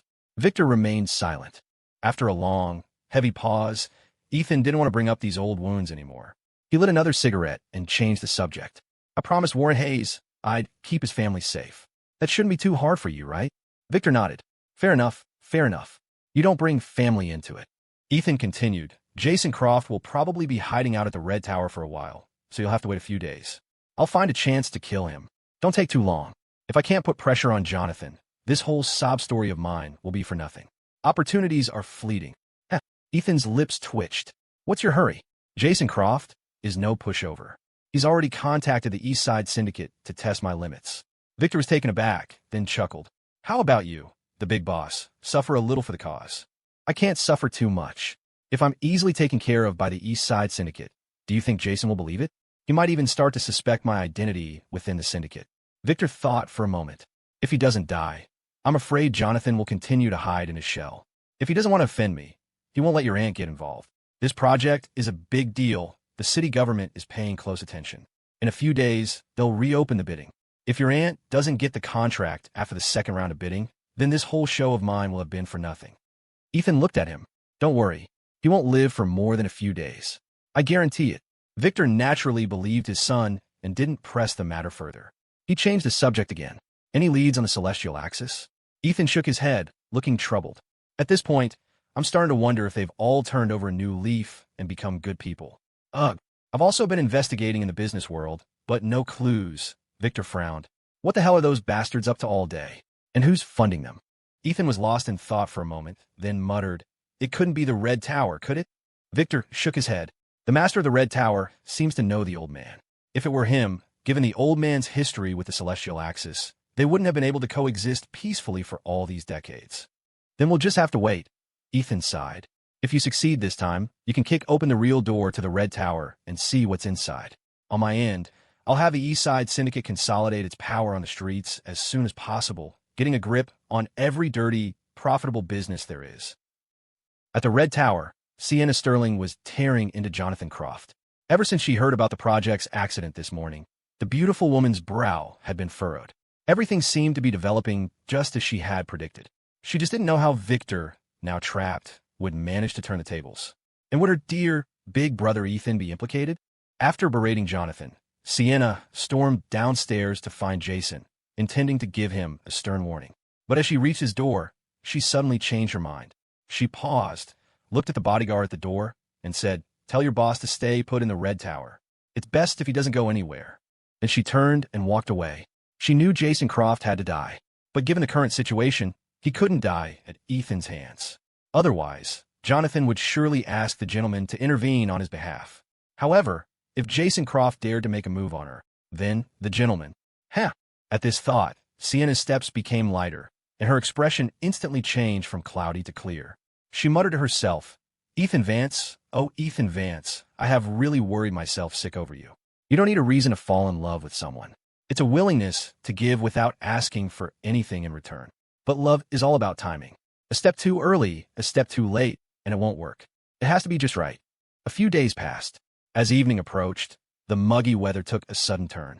A fierce wind kicked up, and heavy, dark clouds rolled in from all directions.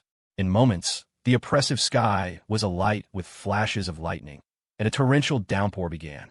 Leo Bishop drove his car to the clinic to check on his guys who were still laid up, his face etched with worry. He was worried because Jason Croft's bodyguard was pressuring him daily to make a move on Ethan Vance. But Ethan hadn't called him once in days, as if he'd forgotten the whole thing, and Leo didn't dare call him first. He was even more worried that if Ethan decided to get serious, Leo himself would be in for a world of hurt. He walked into the clinic, gave the owner a nod, and headed up to the second floor. In one of the rooms, the blonde kid was still on a four-drip. Rosie, the singer from the bar, sat on a chair by his bed. She was wearing a black, midriff-bearing tank top and a skirt so short it left little to the imagination. After peeling an apple for him, she pulled a pair of stockings from her bag and, while chatting with him, began to casually pull them on. The blonde kid chanted to himself, "A gentleman doesn't stare," but his body was far more honest. He used the conversation as an excuse, his eyes glued to her, swallowing hard from time to time. For the past few days, Rosie had been visiting him almost every other day, feeding him medicine and fruit, acting unusually close. Noticing his heated gaze, Rosie smiled shyly and chided, "It's just a pair of stockings. What's there to look at?" The blonde kid grinned awkwardly. "I wasn't." The smile in Rosie's eyes deepened. She propped her feet on the edge of the bed, her tone carrying a hint of flirtation. "Let me ask you a serious question, Blondie. Do my legs look good?" He gulped and nodded. "Do you even have to ask?" "Of course they do." Rosie pouted coquettishly. "You're just saying that to make me happy. Look, I'm getting fat on my calves. How is that good looking? Maybe you're the only one who thinks so." The blonde kid stared at her slender legs, his expression earnest. "What fat? They're perfect." "You're such a liar," Rosie said. "Go on, feel for yourself.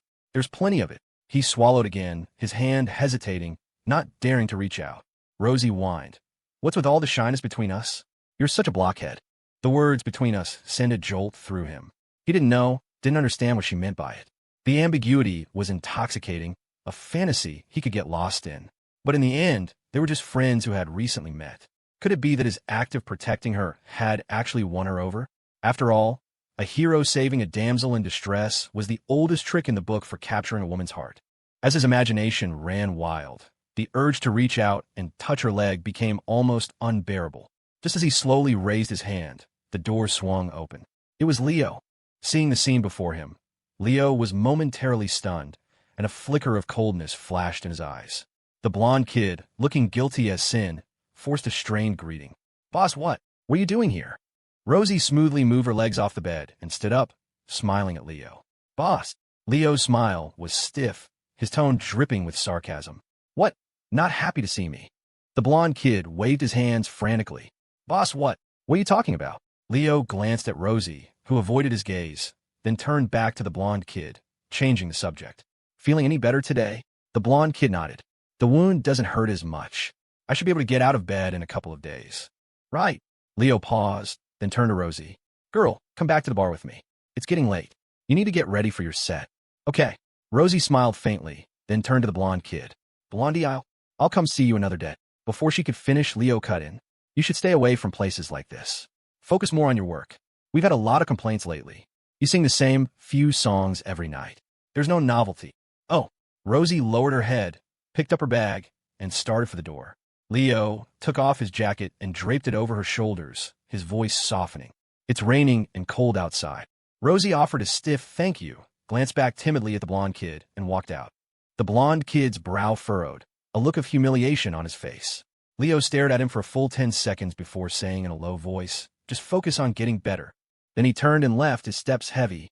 After the door closed, the blonde kid's eyes narrowed, and his fists clenched unconsciously. Back at Emerald Lake Estates, Finn was methodically paying his respects to the panther statue while Benny was sprawled on the living room sofa, happily playing a word game on a video call with Kimberly Frost. Meanwhile, Ethan had dragged Lily into the study for some intense, heartfelt brainwashing. "Lily, listen, you can't keep being so solitary. You have to be bold. Take a chance. My brother Benny might be a bit of a blockhead, but he's a great guy in every other way. How will you know if you don't even try? You may have the face of a teenager, but you're in your mid-20s. It's time to think about dating. Are you going to spend the rest of your life married to a sniper rifle? There's more to life than shooting people, you know."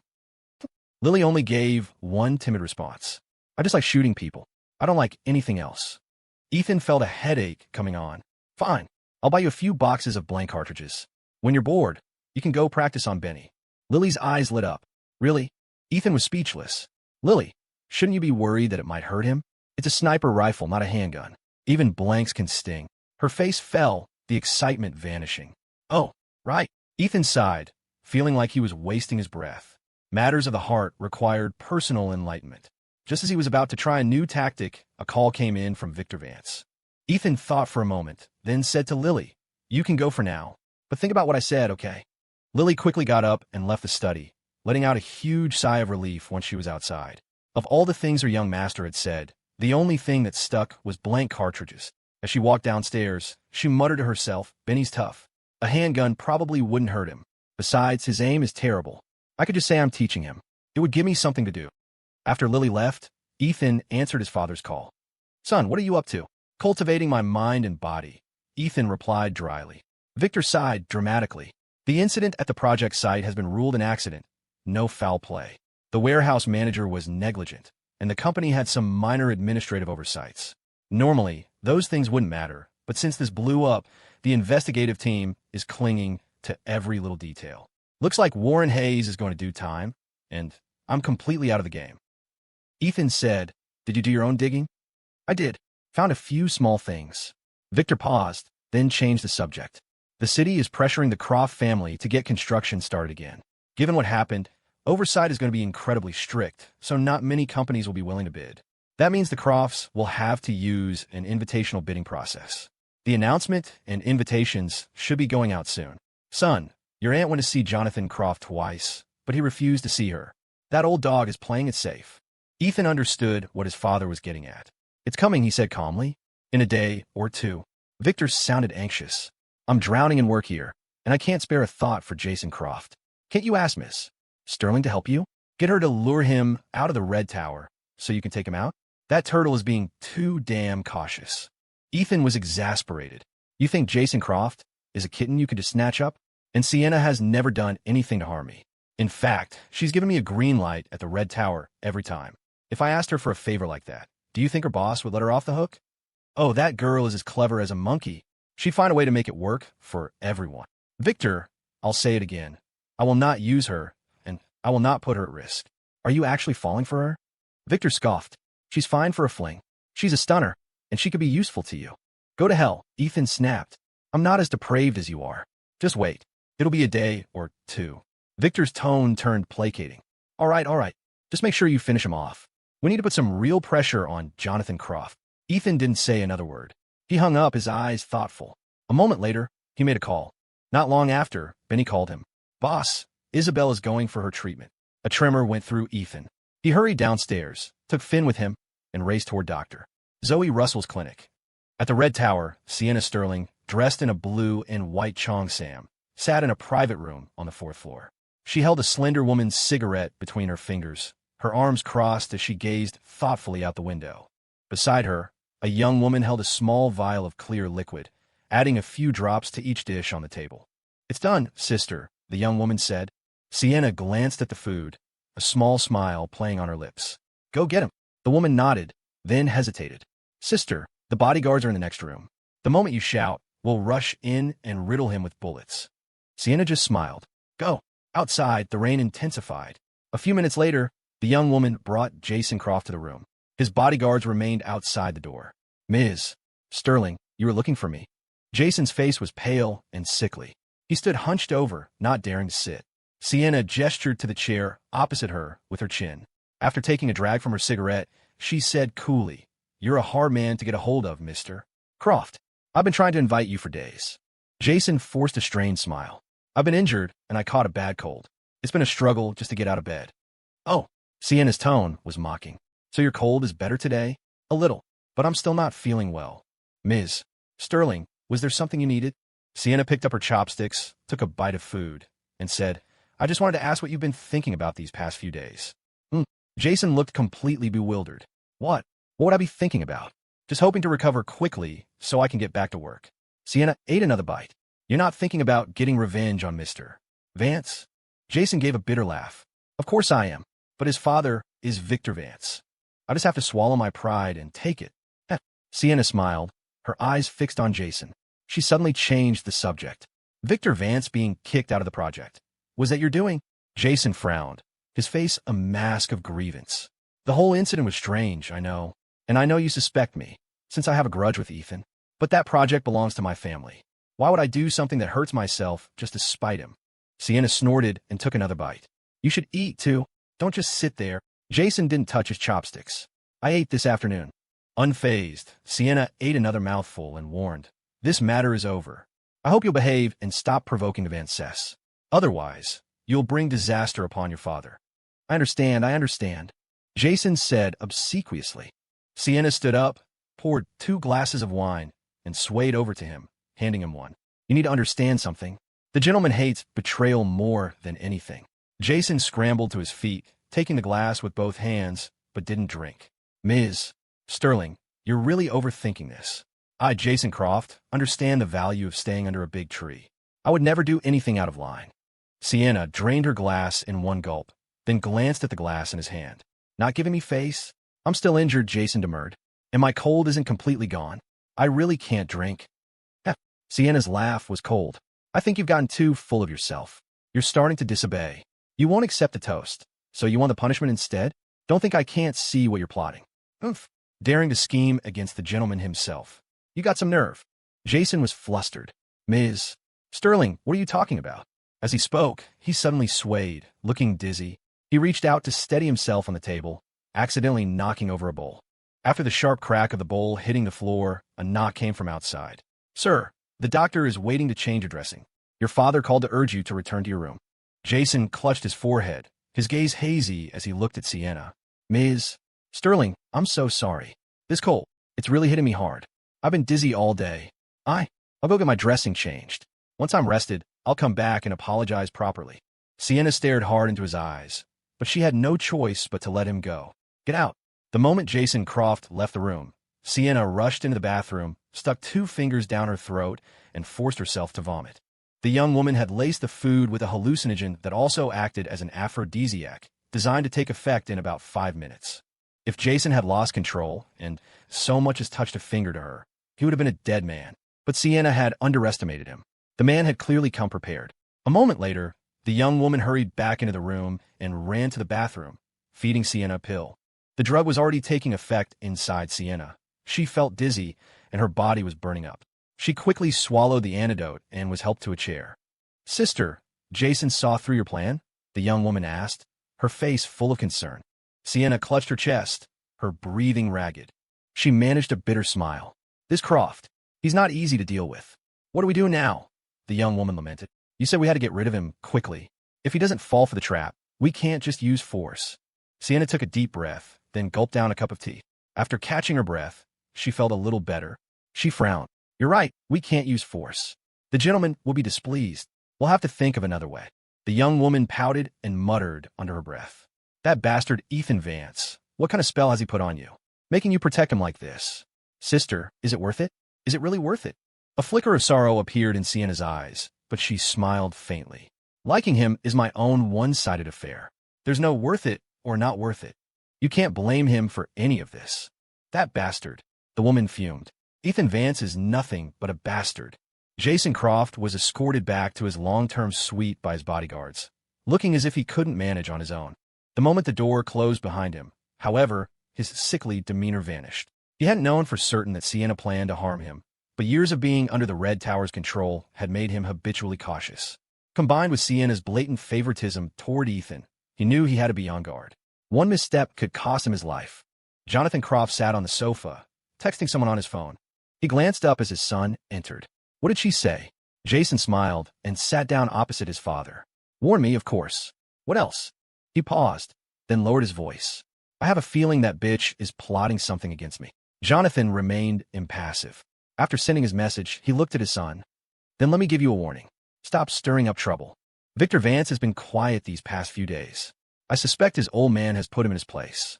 So let this matter drop. Jason snorted. The stage is set. The curtain is open. How can we not perform the play? Heh, Dad, just you watch. Victor Vance will not let this go. Jonathan sighed heavily. I also thought this play had to be performed. But things are calm now. Don't add fuel to the fire. The Vance patriarch sees everything clearly. He's already spoken with Ruff. The gentleman has been putting pressure on me these last few days. It's always calmest before the storm. Jonathan shook his head, his tone grave. Son, stop. Your plan this time is too risky. Victor Vance knows it was me, even if he can't prove it. Do you think he'll let me off? I guarantee he will come after me. I'm certain of it. Do you really think the Vance patriarch can control him? Jason pressed on. And what about these injuries of mine? Am I supposed to have suffered for nothing? Dad, let's take the gamble. This is a golden opportunity. Once the federal task force leaves, what leverage will we have over Ruffum? Jonathan turned to look at the dark, oppressive sky outside and slowly closed his eyes. Jason knew his father still had fight in him, but after years of being caged by Ruffum, that fight was now constrained by fear. He had seen a flash of ferocity in his father's eyes the day Ethan stabbed him, but it had vanished as quickly as it appeared. His father was struggling internally, too afraid to make a decision. Dad, no matter what, we've already offended Victor Vance. We should strike while he's down and finish him off. We can figure out the rest later, okay? Jonathan was silent. Dad, stop hesitating. Jason pleaded. How about this? Send an invitation to Cassandra Vance. Get her in the game first. She's been blowing up my phone for the past 2 days. Jonathan remained silent for a long moment before standing up and taking a deep breath. I will not offend the Vance patriarch. He made it clear that I am not to interfere in the Vance's internal struggles. You'd be wise not to get too involved either. Victor is already seriously wounded. Let Harrison and Cassandra finish him off. He turned and walked out of the room. As the door closed, he added, and don't leave the Red Tower. Jason sighed deeply. After a moment of thought, he called Cassandra Vance and told her to try pleading with Theodore again. It was a huge deal, and she was the only one in the Vance family who could handle it now, unless the old man wanted to give the prize to an outsider. After his call with Cassandra, Jason summoned the bodyguard who had been in contact with Leo Bishop. What's the situation with the East Side Syndicate? Are they taking our money and doing nothing? The bodyguard looked embarrassed. I just called to pressure him again. Leo said the police have been all over them lately. Plus, Ethan Vance is being extremely cautious and isn't going out at night. There hasn't been a good opportunity. They need to hurry up. I have to light a fire under Victor, or my dad will never make up his mind. Understood. I'll push them again. If it comes to it, we'll hire someone else. Good. Jason stood up and walked to the window, watching the downpour outside. After a moment, he made another call, this time to Harrison Vance. Harrison, my friend. Not busy, I hope. Not all, Jason. Did you call because you've considered my previous offer? Jason laughed. I'm working on my old man. It's 120 acres, after all. Not a small piece of land. I can't just sell it without his approval. The real estate market is heading into a downturn, Harrison said calmly. Your family is just sitting on that land. It's better to cash out now. The price I offered isn't low. Jason feigned difficulty. I know, but 2 of my father's friends, both in electronics like you, have their eyes on it too. They want to build factories. So you see, I have to really fight for you on this. Harrison chuckled. Why don't you just say what you mean, Jason? Jason laughed. You know that even though my father is a figurehead, his connections come from the Red Tower. They're much stronger than Victor's. So, I can guarantee that Triumph Investments will fall into your hands. But, you have to let your brother get a piece of the action, right? Harrison was silent for a moment. How many shares do you want? Well, why don't we both think on that? See if we can land on the same number. Huh. Harrison knew what the kid was after. Leverage to control him later. After a moment's thought, he smiled. Your land is worth 30% of the shares, at most. Any more, and I'll look for other options. No rush, no rush. Let's both think about it. Harrison, don't forget our plan. Once your aunt is in the game, it's time for you to make your move. This time, we have to make sure Victor Vance can never recover. You get my aunt in the game first, Harrison replied. I'm already prepared for everything. At Mindshift Wellness, when Dr. Zoe Russell saw Ethan Vance push open the door to the treatment room, she froze. Isabel Thorne, wearing a cap covered in sensors, lay on the treatment chair, her body tense.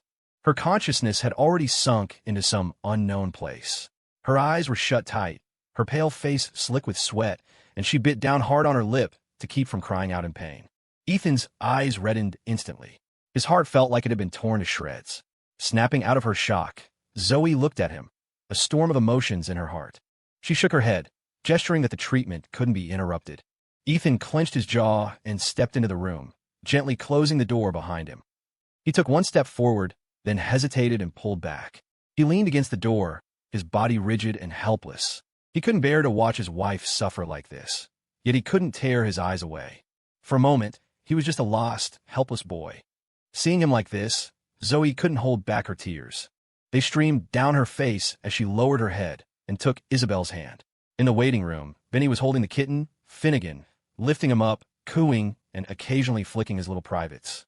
He shot a smug look at Finn, who sat nearby. He didn't dare say anything, but his expression said it all. Finn, however, was as stoic as ever, completely ignoring the brain-damaged fool. He noticed some raindrops on his cross necklace and wiped them away. Benny instantly straightened up, put the kitten down, and stared intently at the television. About half an hour later, Isabel's treatment was over. As she slowly opened her eyes, she saw the hazy image of Ethan crouching beside her. At first, she thought she was hallucinating. She closed her eyes, shook her head, and opened them again. Ethan's face was closer now, his eyes red. He was trying to force a smile, but it looked worse than crying. He seemed to have a lump in his throat, unable to speak. Isabel, still drenched in sweat, looked flustered for a second, then guilty, not daring to meet his eyes. After a moment, her lips parted in a faint smile. She twisted her neck, her voice weak. "Don't look. I must look hideous right now." Zoe silently removed the sensor cap and instinctively placed a trash can next to the chair. Ethan still couldn't find his voice. He opened his arms, wanting to hug his wife. But before he could, Isabel suddenly turned to the side and threw up into the can. Ethan gently patted her back and looked up at Zoe. "This is a normal reaction after the treatment," Zoe said, trying to control her own emotions, but her voice still trembled. "Brother-in-law, you must have felt it too. The therapy is very effective for Isabel. That's why I kept it from you. But the truth is, the reason it's been so effective is largely because of her own desire. Her desire for you." Ethan didn't blame her. He smiled faintly and thanked her, then asked, "Will there be any side effects?" Zoe shook her head. "No. At this rate, Isabel will make a full recovery soon." Ethan didn't reply. He stood up to get a bottle of water from the table. When Isabel finished, he handed it to her. She rinsed her mouth, then lay back down to catch her breath. She raised her cool hands and cupped his face, her tone pleading like a child's. "Don't be angry." Ethan covered her hands with his own, his gaze full of love and pain, his voice hoarse. "Sweetheart, we're not doing this anymore. From now on, we stick to the old talk therapy." Isabel shook her head, her eyes resolute. "If this therapy is working, I'm going to see it through." Zoe said, "I'll be recovered soon." Ethan's heart was in turmoil. He didn't want his wife to suffer, but he had no reason to shake her determination. He had rehearsed a dozen arguments on the way over, but now, hearing Zoe say she would be recovered soon, he knew Isabel would never give up. "Honey," Ethan said, pulling her into a tight hug. "Don't hide this from me again. I'll come with you to your treatments, okay?" Isabel buried her face in his neck and nodded softly. Then, in a playful, coaxing voice, she said, "Honey, I really want to bite you. I really, really want to." Ethan lifted his chin, his voice full of indulgence. "Go ahead. Bite all you want." Zoe, who had been touched by their deep affection just a moment before, suddenly felt goosebumps. She rolled her eyes and discreetly left the room. In the waiting room, Benny sat bolt upright, still staring at the commercials on TV, not daring to breathe. Finn, meanwhile, was in a standoff with his son. For some reason, after all of Benny's manhandling, Finnegan the kitten seemed to think anyone else was a safe haven and was desperately trying to leap into Finn's lap. But every time he got close, the cold-blooded operative would just poke his little head and push him back toward Benny, which made the big man even more nervous, thinking Finn was warning him. "Touch my son again and see what happens." Finnegan, however, was persistent. He charged forward again. Finn extended a single finger and held the kitten's head at bay. After a moment of this, Finn's patience wore thin. He grabbed a nearby plastic bag, put the kitten inside, and hung the bag on the coat rack. Zoe, emerging from the treatment room, saw the kitten's look of utter despair and didn't know whether to laugh or cry. She glared at Finn. "Finn, what is wrong with you? What did your son ever do to you?" Finn glanced at her and walked toward the sofa. "Aishiba, your sister," Zoe muttered, mockingly imitating Finn's walk behind him. As soon as he sat down, she plopped down right next to him. Finn shot her a look, seemingly contemplating whether to find a bigger plastic bag to hang her up in, too. Zoe stared toward the treatment room for a moment, recalling the public display of affection she had just witnessed. An expression like she'd just eaten a lemon crossed her face. Then, as if an idea struck her, she suddenly turned to Finn, her eyes shimmering. In a shy, exaggerated voice, she cooed, "Finn, can I bite your neck?" Finn looked at her calmly. Have you turned into a zombie? Benny burst out laughing. Ha ha ha. This commercial is hilarious. Zoe threw her hands on her hips, fuming. Are you crazy, Finn? Can't you tell I'm flirting with you? Huh, Finn. Aishiba, you crazy woman. Damn, K-drama reject. Zoe seethed. The next moment, as if she really had turned into a zombie, she lunged at him, mouth open, aiming for his neck. Before she could even get close, Finn raised a hand and planted it firmly on her face. I swear I'm going to bite you today. Zoe yelled, completely losing it. With her face held at a safe distance by Finn's hand, she flailed her arms uselessly, unable to reach him. Finn remained impassive. Aishiba, you're too slow. Finn, you bastard. Why is my life so hard? Oh Lord, I don't want to live anymore. Benny howled with laughter. Ha ha ha. This commercial is hilarious. He glanced at Finn. What a complete lack of game. Benny felt a surge of superiority, even considering magnanimously sharing his ultimate move, eating lipstick, with his clueless brother. After all, it was Zoe's idea. It was bound to work on her. The rain continued to fall. Isabel rested for about 10 minutes, and after regaining some strength, she went to take a shower. Ethan, bored, leaned against the doorway of the treatment room, watching the neurotic Zoe, the stoic Finn, and the hysterically laughing Benny. His head began to throb. Just then, Ron Wallace called, inviting Ethan and his wife to dinner. Ethan thought for a moment and agreed. Sure, and while you're at it, bring something for me. After hanging up, Ethan went back into the treatment room, closed the door, and called Leo Bishop. Leo initially rejected the call, but called back a moment later. Grandmaster, what are your orders? Tonight, Ethan said in a low voice, we fight. Leo grumbled, I knew it. I knew you were getting ready to come after me. Go easy on me, all right? At least don't use real bullets. We're all brothers here. Ethan chuckled. I know what I'm doing.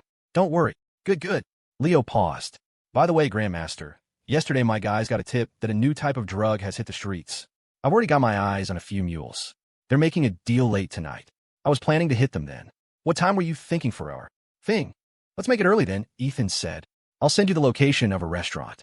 Have your men follow me there. Wait for my signal before you make your move. After you're done with me, you can go take care of your real business. Once Isabel had showered and dressed, the couple went to meet Ron Wallace, bringing Finn, Benny, and Zoe along. Ron had booked a table at a high-end seafood restaurant.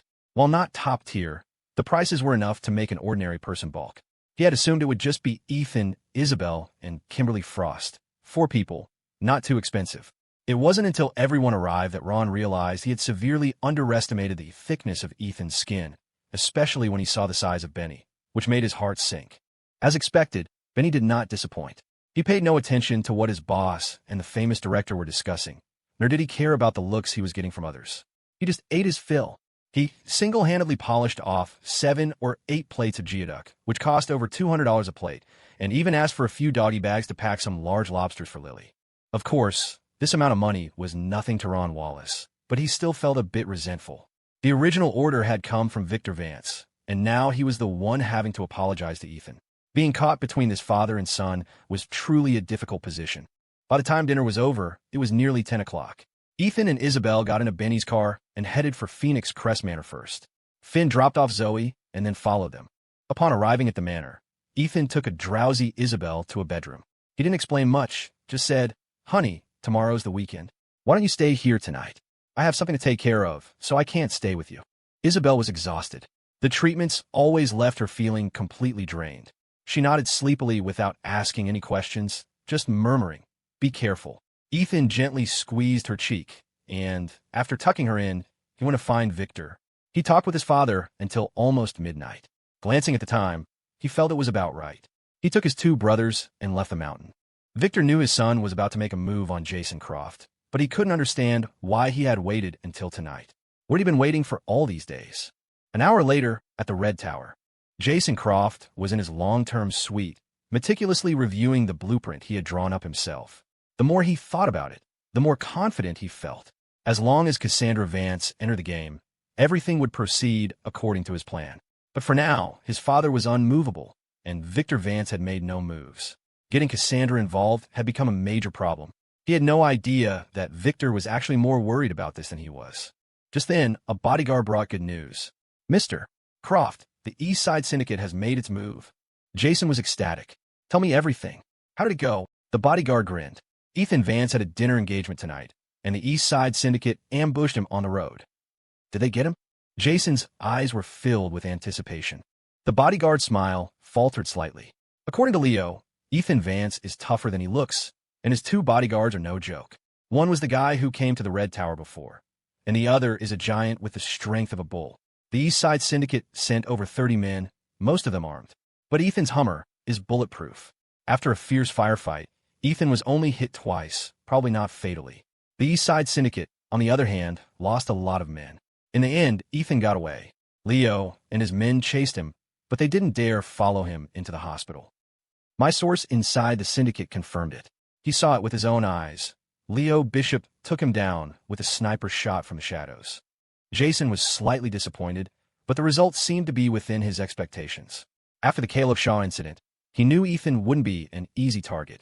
After a moment of thought, he asked the bodyguard, "Which hospital?" "Mercy General," the bodyguard replied. "It's a Vance-owned hospital." Jason mused. A gunshot wound. He wouldn't dare go anywhere else. "All right, send someone to infiltrate the hospital. I want eyes on him at all times." "Yes, sir." The bodyguard nodded, then paused. "Mr.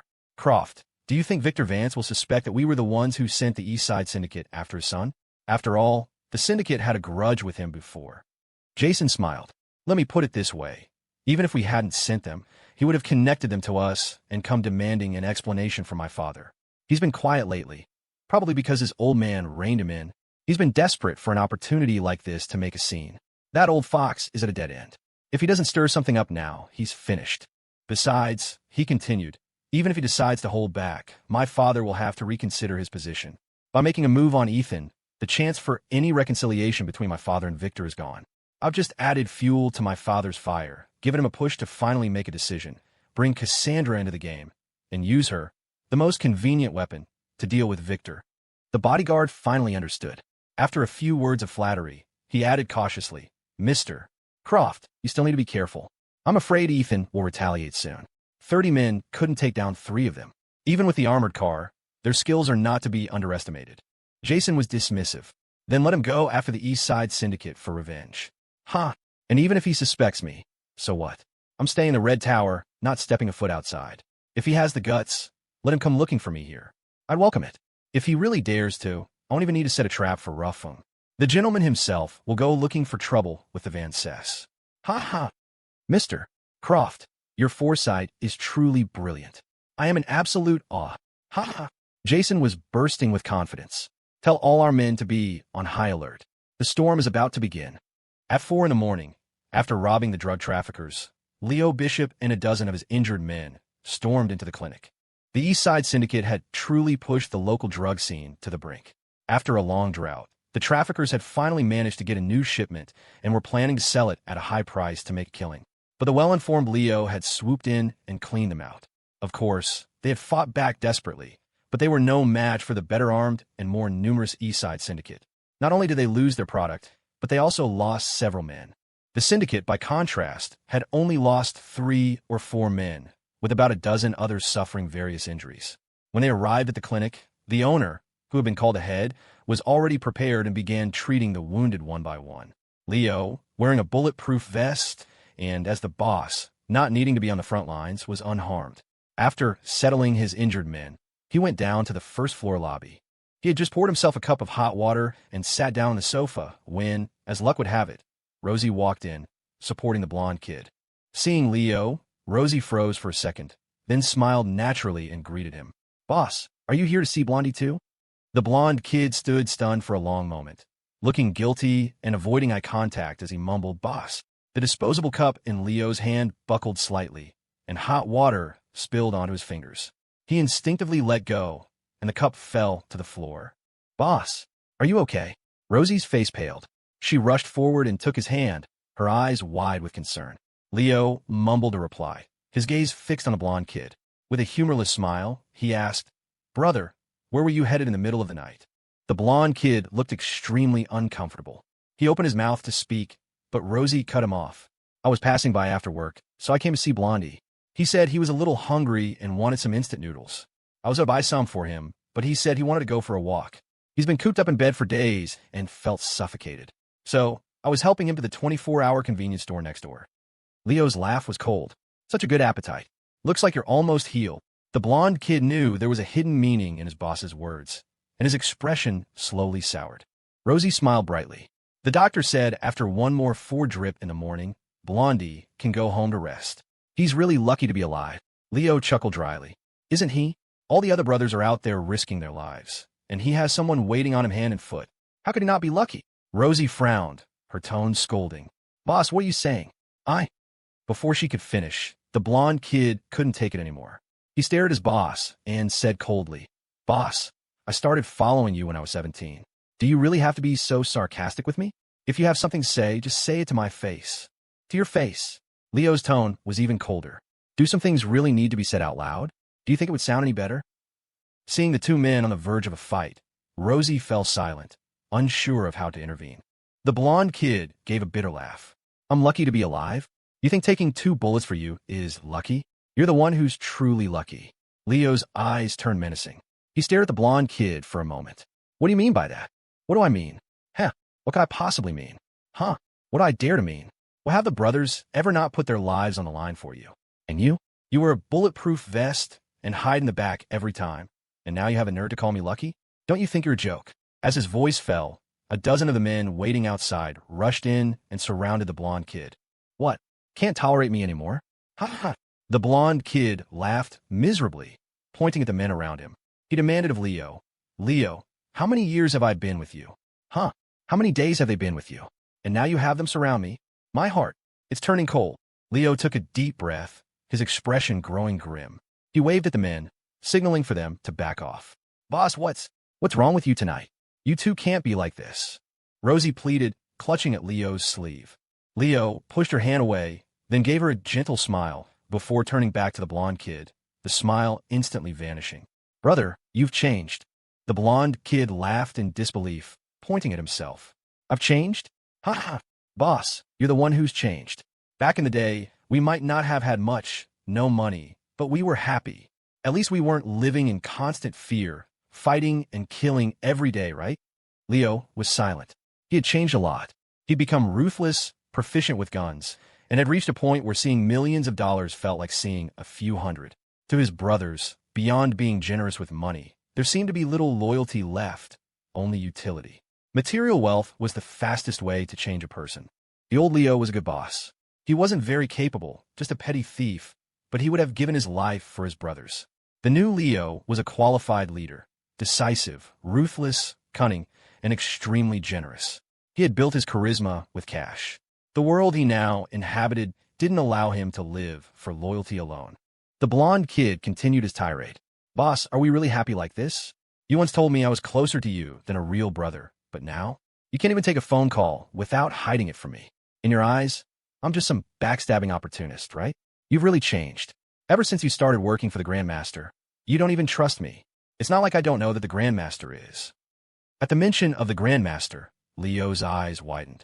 He whipped out the gun from his waistband, pointed it at the blonde kid, and roared, Didn't I tell you never to mention the grandmaster? Rosie, pale with fright, instinctively stumbled back, then hesitantly moved forward again. Boss, don't be rash. What are you doing? The blonde kid, as if possessed, laughed maniacally and walked forward, pressing his forehead against the muzzle of the gun. He gritted his teeth. Kill me. Go on. Do you, Leo Bishop, even care about me as a brother anymore? Leo's gaze grew darker, his hand on the gun trembling from the force of his grip. You don't recognize any of us as brothers anymore? The blonde kid spat, his voice full of despair. Your eyes only see the grandmaster. You only think about how to be his dog. You're asking to die. Leo was enraged, but he couldn't bring himself to pull the trigger on the brother who had followed him for so many years. Instead, he pistol-whipped the blonde kid across the head, cursing furiously. You bastard! Out of respect for our past, I'll let you go this once. But if you ever dare to mention the grandmaster again, I will kill you. Get out. Leave the East Side Syndicate. From this day forward, I have no brother like you. The blonde kid collapsed to the floor, blood instantly streaming from a gash on his head. Rosie quickly knelt to help him up. Blondie, don't talk back. What's gotten into you two tonight? Boss, did you get into another fight? Is that why you're in a bad mood? Both of you, please just calm down. Leo furiously kicked a coffee table, holstered his gun, and strode out of the clinic. Boss, Rosie cried, her face etched with worry. She followed him to the door, but when he didn't stop, she didn't chase him. Standing under the awning, she watched his lonely figure disappear into the heavy rain. After a moment, she took out her phone and sent him a text message, then returned to help the blonde kid. "Blondie, let's go upstairs. Let the doctor patch you up." The blonde kid seemed to be in a daze, laughing and crying at the same time as he muttered, "To hell with loyalty. To hell with brotherhood. Ha ha. To hell with it all." "Blondie, calm down. Let's get your wound treated first. What can't be talked out between brothers? Once the boss cools down, everything will be fine. Please, I'll help you upstairs." The blonde kid looked out at the downpour, his voice filled with misery. "There's no point. I'm leaving the syndicate.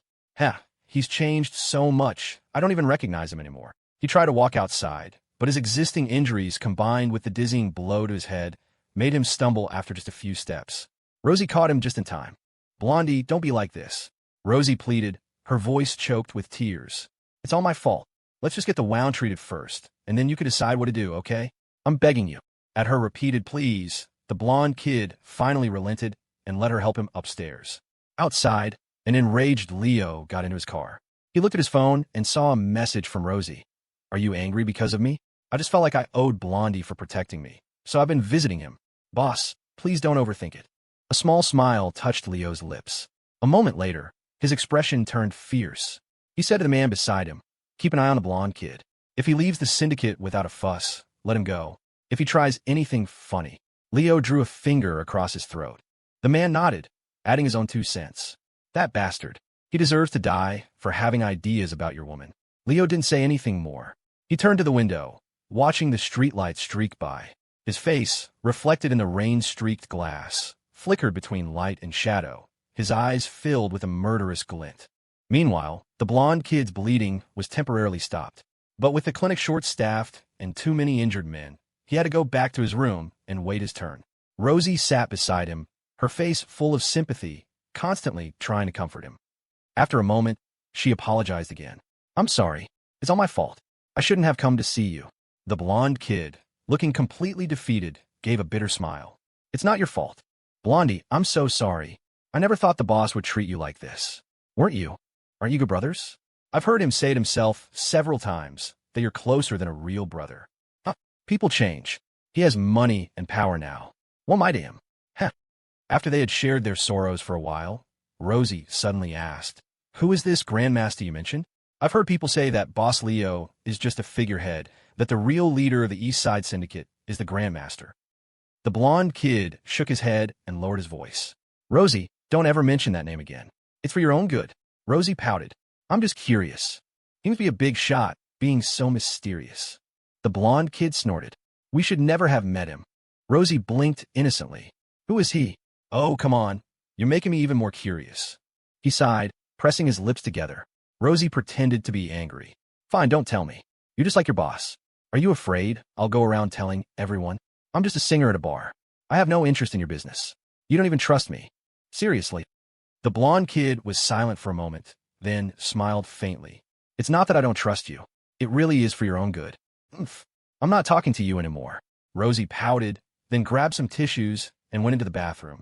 After closing the door, she took out her phone and sent a text.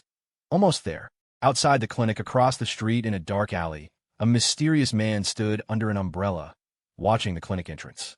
Soon, a Cadillac pulled up to the curb. The man stepped back into the shadows, took a pighead mask from his bag, put it on, and then got into the car. The driver, the Joker, grinned at him. Well, piggy," standing on a street corner in the middle of the night, wearing a pig mask. "Aren't you afraid of scaring people? Come on, take it off. Let me see what you really look like. You're not actually as ugly as a pig, are you? Ha." The man in the pig mask glared at him. "Even without your mask, I'd recognize you anywhere, unless you gouge out those eyes of yours." The Joker smiled. "Hey, how about we just be honest with each other? We've been working together for years. I'm really curious what you look like." Pighead snorted dismissively. "Just listen to the chairman. We're all wanted men. A little secrecy is a good thing." He took out his phone to make a call, his eyes still fixed on the Joker as he continued. "What if you get caught and sell us out? We've never been about loyalty." The Joker let out a twisted, maniacal laugh, his hawk-like eyes glinting with murderous intent as he met Pighead's stare. A moment later, the call connected. "Chairman, it's the same as before. The East Side Syndicate split up the shipment they stole and moved it. They were very cautious on the road. I didn't dare follow them too closely. I've been tailing Leo Bishop. He just left the clinic. The voice on the other end was furious. How are those bastards so well-informed? The product was only here for 2 days before they were onto it. You need to check your mules. The East Side Syndicate is everywhere, Pighead said. They have people in almost every racket in the city. The market is dry, and all the junkies are acting like detectives, sniffing around for a source. When we try to move product, the news is bound to leak. I don't have many mules left. They're either dead, injured, or have been scared off and found other work. So you have no one left to use? Heh, you're doing a fine job. Chairman, Pighead said, his voice laced with resentment. We're paying all these gunmen. Isn't it time we put them to use? The East Side Syndicate is hoarding product. It's obvious they want to control the drug trade. Once they've wiped out all the other dealers, they'll sell at a high price themselves. We can't just let them. The longer we wait, the bigger a problem they'll become. And if our partners in other cities don't get their shipments soon, they'll cut ties with us. Those relationships weren't easy to build. I know you're worried their backer is the Vance family. But tonight, the syndicate attacked Ethan Vance. Leo Bishop shot him personally. Joker saw it with his own eyes. So how could they be connected to the Vances? And even if it is the Vances trying to draw us out, shouldn't we fight back? They're busy fighting Crofts right now. If we make a move, they'll just assume it was the Crofts. Chairman, you really need to reconsider. The organization is spending a fortune on research every month. We can't afford to wait. The Joker tilted his head and gave Pighead a thumbs up. After Pighead finished, the chairman on the other end of the line was silent for a long time. Finally, he said, wait another day or two, just 1 or 2 days. Then he hung up. Pighead's breathing was heavy. He was clearly struggling to swallow his anger. After all, the Celestial Axis's drug business had always been his responsibility. Now that the East Side Syndicate had destroyed it, how could he not be furious? The Joker started the car, a sinister smile on his face. Oh, Piggy, why are you so afraid of getting your hands dirty? Ha ha! Pighead ignored him, closing his eyes and leaning back against the seat, his knuckles cracking. Hey, Piggy, the Joker said abruptly. I know you're pissed. How about I help you out? We could take a trip to Mercy General tonight and grab Ethan Vance. Pighead's eyes snapped open, glaring at him coldly. You just behave yourself. Don't drag me down with you. The Joker chuckled. Coward. He paused, then suddenly added, Piggy, have you ever wondered what the chairman looks like under that mask of his? Pighead stared at him, his eyes filled with a chilling light. Joker, he said in a low, dangerous voice, you're crossing a line? Don't do it again. The Joker just smiled, slammed his foot on the gas, and sent the Cadillac speeding through the rain. Pighead instinctively grabbed the handle, muttering under his breath, Maniac.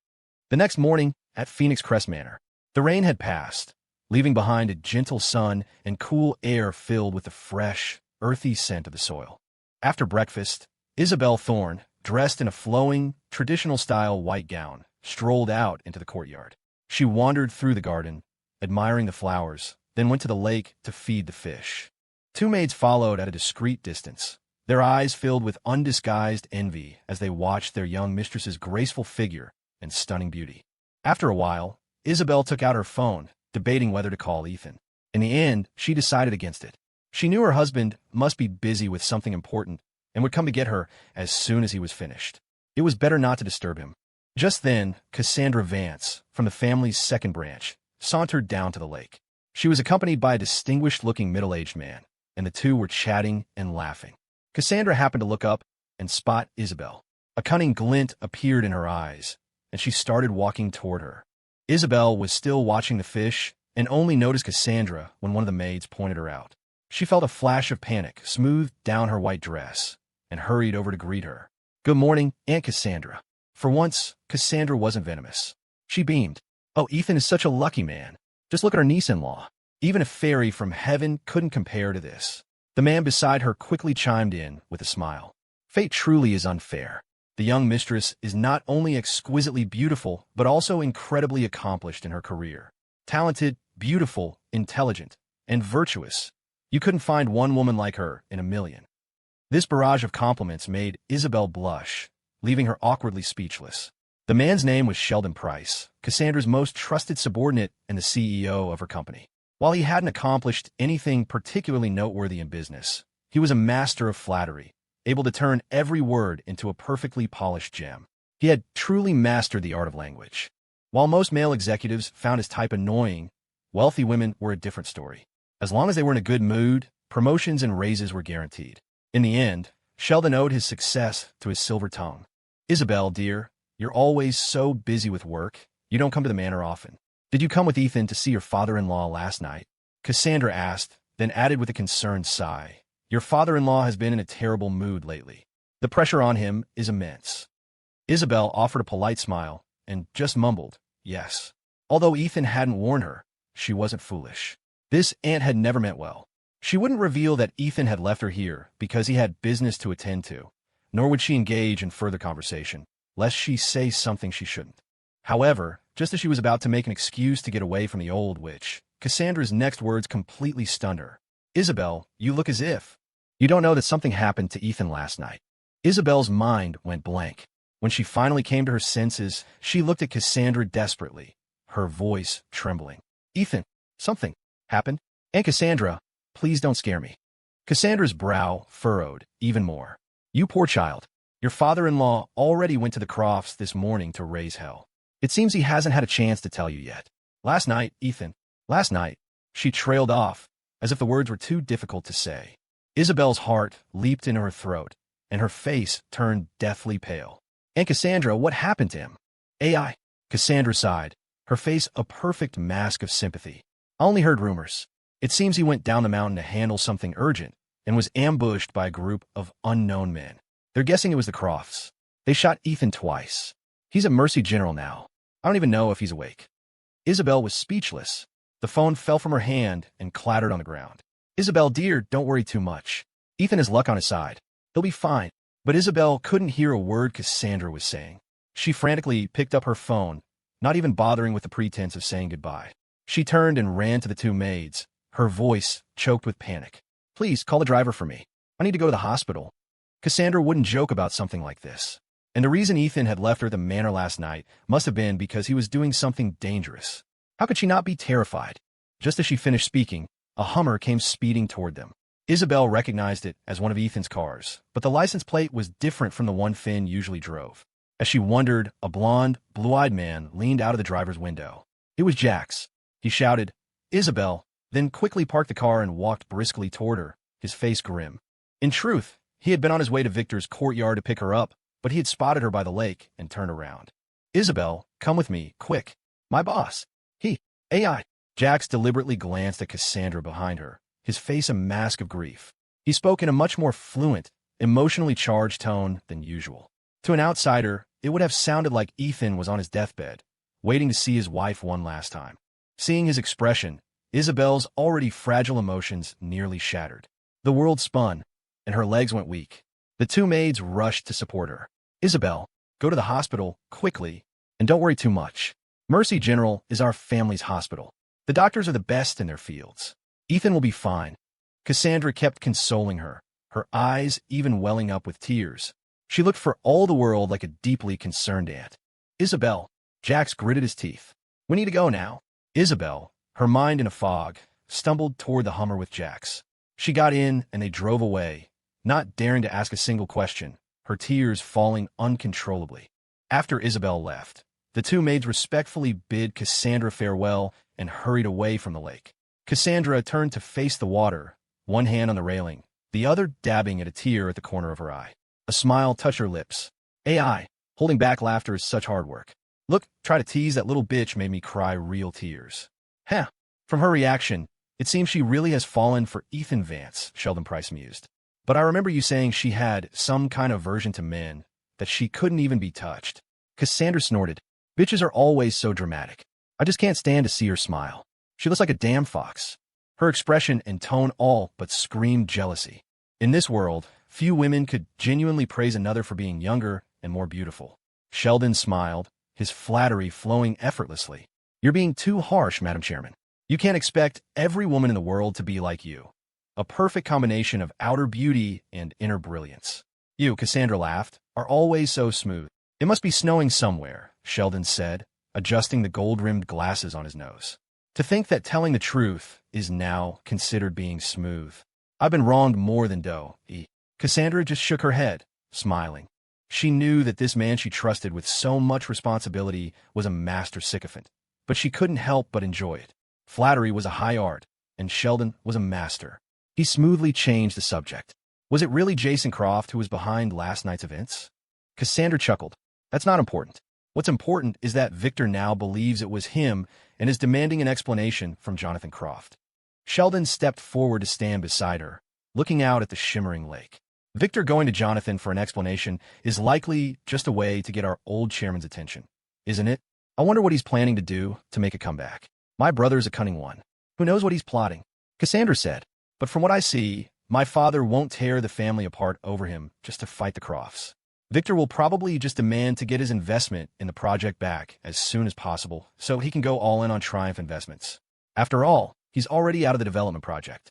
If he can't secure Triumph, the third branch of the family will truly have no standing left. I've heard that Harrison Vance has his eye on Triumph Investments as well, Sheldon noted. Now that Victor has been hit so hard, he probably can't compete with Harrison, who has the old chairman's favor. Exactly. His defeat is already sealed, Cassandra said, lifting her chin with a smug look. Once he's down, and after my father passes, how can Harrison, with his limited experience and standing, possibly compete with me? Sheldon bowed formally. Then allow me to congratulate your majesty in advance, and may our firm, Monarch Group, soon reign supreme over Port Sterling, just as planned. Huh? You? Sheldon laughed along with her for a moment, then suddenly said, By the way, Madam Chairman, do you remember that classmate I introduced you to when we were abroad? Cassandra paused, thinking, the one in finance? What was his name? Charlie. Sheldon nodded. Yes, that's him. He's recently returned to Port Sterling and plans to start a finance company here. He treated me to a drink last night, and it was clear he wants me to reintroduce him so he can have a meal with you. To put it bluntly, he wants to connect with the Vance family to make doing business easier. Cassandra took a breath. Let him wait. We're going to be busy. I don't have time to deal with him. I told him as much, Sheldon said. But I think you should still make time to see him. He's an expert in finance and has capital. He might be able to help us when we have to deal with Harrison. If nothing else, he knows the ins and outs of companies like Triumph Investments. With Victor's defeat a certainty, it's time for us to start preparing for Harrison. We can't let him get his hands on Triumph so easily. Cassandra considered this for a moment. You're right. You're always thinking ahead. This afternoon, arrange for us to have tea with him. Excellent. I'll call him right away.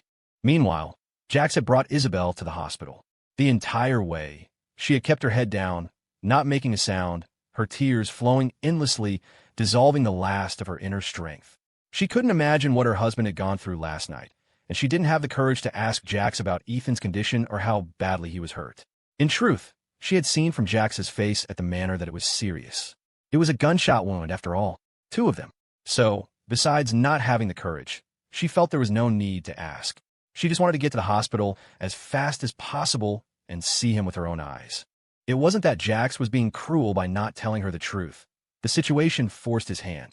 When he had left the hospital that morning, he had noticed a few suspicious-looking patients watching him. He had secretly taken their photos and sent them to Finn. A short while later, Finn had sent back a gory photo with a voice message. Jason Croft's men. The boss said to leave the others for now. Jax understood. His boss was putting on a full performance. So, on the way to the manor, he had planned to tell Isabel to act her part well at the hospital. However, when he arrived, Cassandra was there, so he couldn't speak freely. And from Isabel's panicked expression, it was clear the old widow had already told her about the attack. He decided to just go with it. It would save his sister-in-law from having to act. Her genuine emotions were all that was needed. But he felt for the beautiful woman, whose eyes were red and swollen from crying, her makeup ruined. When they reached the floor of Ethan's room, Isabel saw a dozen of Victor's bodyguards lining the hallway. Her heart sank further, and her emotions reached a breaking point. She bit her lip to keep from sobbing out loud. At the door to the room, Finn stood like a statue against the wall. He gave Isabel a stoic nod. If he were capable of showing any expression, it would have been one of utter confusion. He never knew his sister-in-law was such a good actress. Jax followed the weeping Isabel to the door. Seeing her so pitiful and tear-stained, he swallowed hard and didn't dare enter. Isabel, you go in. I'll stay out here. God, my stomach hurts. Pain? Ache? Anyway, I don't feel so good. Isabel, choking back sobs, wiped the tears from her face and grabbed the doorknob. Her mind was filled with images of Ethan hooked up to tubes, wearing an oxygen mask, with machines beeping beside him. She couldn't bring herself to open the door. After a moment, she turned to Finn, as if searching his face for some answer, some way to prepare herself. But Finn just blinked his blank, emotionless eyes, looking even more bewildered. This was a man who, even if Jesus himself appeared before him and asked to become sworn brothers with his panther statue, would still have the same expression. Isabel closed her eyes, took a few deep breaths, and slowly turned the doorknob, pushing the door open. It was a luxurious private suite. The entrance was a small living room, and on the sofa lay Ethan's white shirt, most of it stained crimson with blood. Isabel instinctively covered her mouth, her steps heavy, each one sending a sharp pain through her heart. Her tears began to flow again. With what felt like all the courage she had left, Isabel reached the door to the inner room and, trembling, turned the handle. As the frosted glass door creaked open, a wave of cigarette smoke hit her, and Benny's booming voice drifted out. "I bomb. A 3. Hee, Lily, I'm doubling the stakes. Your turn." Lily's voice. "I had a pair of 3s. Why would you bomb me?" Ethan's voice. "Ha ha. Let's go, let's go." Lily gets another sticky note, and Benny gets the strap. Benny, his face a mask of misery, mumbled an apology to Lily, then rolled up his sleeve and extended his arm to Ethan. "Boss, go easy on me. My left arm is already swollen." Isabel, you're here." Lily, her face covered in sticky notes like a character from a pirate movie, looked up at Isabel and quickly stood. "Ma'am." Ethan was sitting at the foot of the bed, his back to the door, a cigarette dangling from his lips. Hearing his wife had arrived, he tossed his cards down, shoved the cigarette but into Benny's hand, and turned around.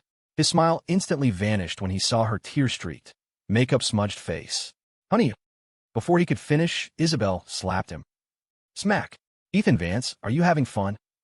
Ethan was stunned by the slap, but quickly understood. That damn Jax must not have explained the situation, letting Isabel worry herself sick the whole way here. Remembering Ethan's history of such pranks, Isabel's anger boiled over. She cried as she yelled, "Why do you always love to torment me? Do you think it's funny to make me worry? Does it make you proud to see me cry?" But even as she yelled, a wave of relief washed over her. Lily, forgetting the notes on her face, frantically gestured at Benny. When she saw him just scratching his head like a curious child watching the drama unfold, she pinched him hard and jerked her head toward the door, signaling for them to get out of the line of fire. "Honey, listen to me, Ethan started, but Isabel's cries grew louder as she began to beat his chest with her fists. Benny, who had made it to the doorway, peeked his head back in, a mischievous grin on his face. He whispered, "Now that the flurry of blows. Go, Isabel, go. You only got a few times just now. Get some revenge for me. Hit him harder." The words were barely out of his mouth before Lily grabbed the back of his collar, yanked his head out of the room, and slammed the door shut. Ethan let his wife vent, feeling the sting on his body but a warmth in his heart. When Isabel was finally tired, he pulled her into his arms, his voice soft and indulgent. All right, stop crying. Let me explain. I don't want to hear it." Isabel, now completely unrestrained, pushed against him. "Ethan Vance, don't talk to me for the next 2 days. I don't want to deal with you. Let go. I'm going home." Ethan simply pulled her down onto the bed. In a situation like this, words were useless. A kiss was far more effective. However, the moment his lips touched hers, she slapped him again. The sound was so crisp that Benny, in the living room, flinched. "Ooh." Lily shot him a look, completely exasperated with the oath. "Honey, you're making my head spin." Ethan whined, clutching his face. Isabel, probably feeling she had gone too far with the last slap, stopped struggling and fell silent, her breathing heavy and ragged, her ample chest rising and falling dramatically.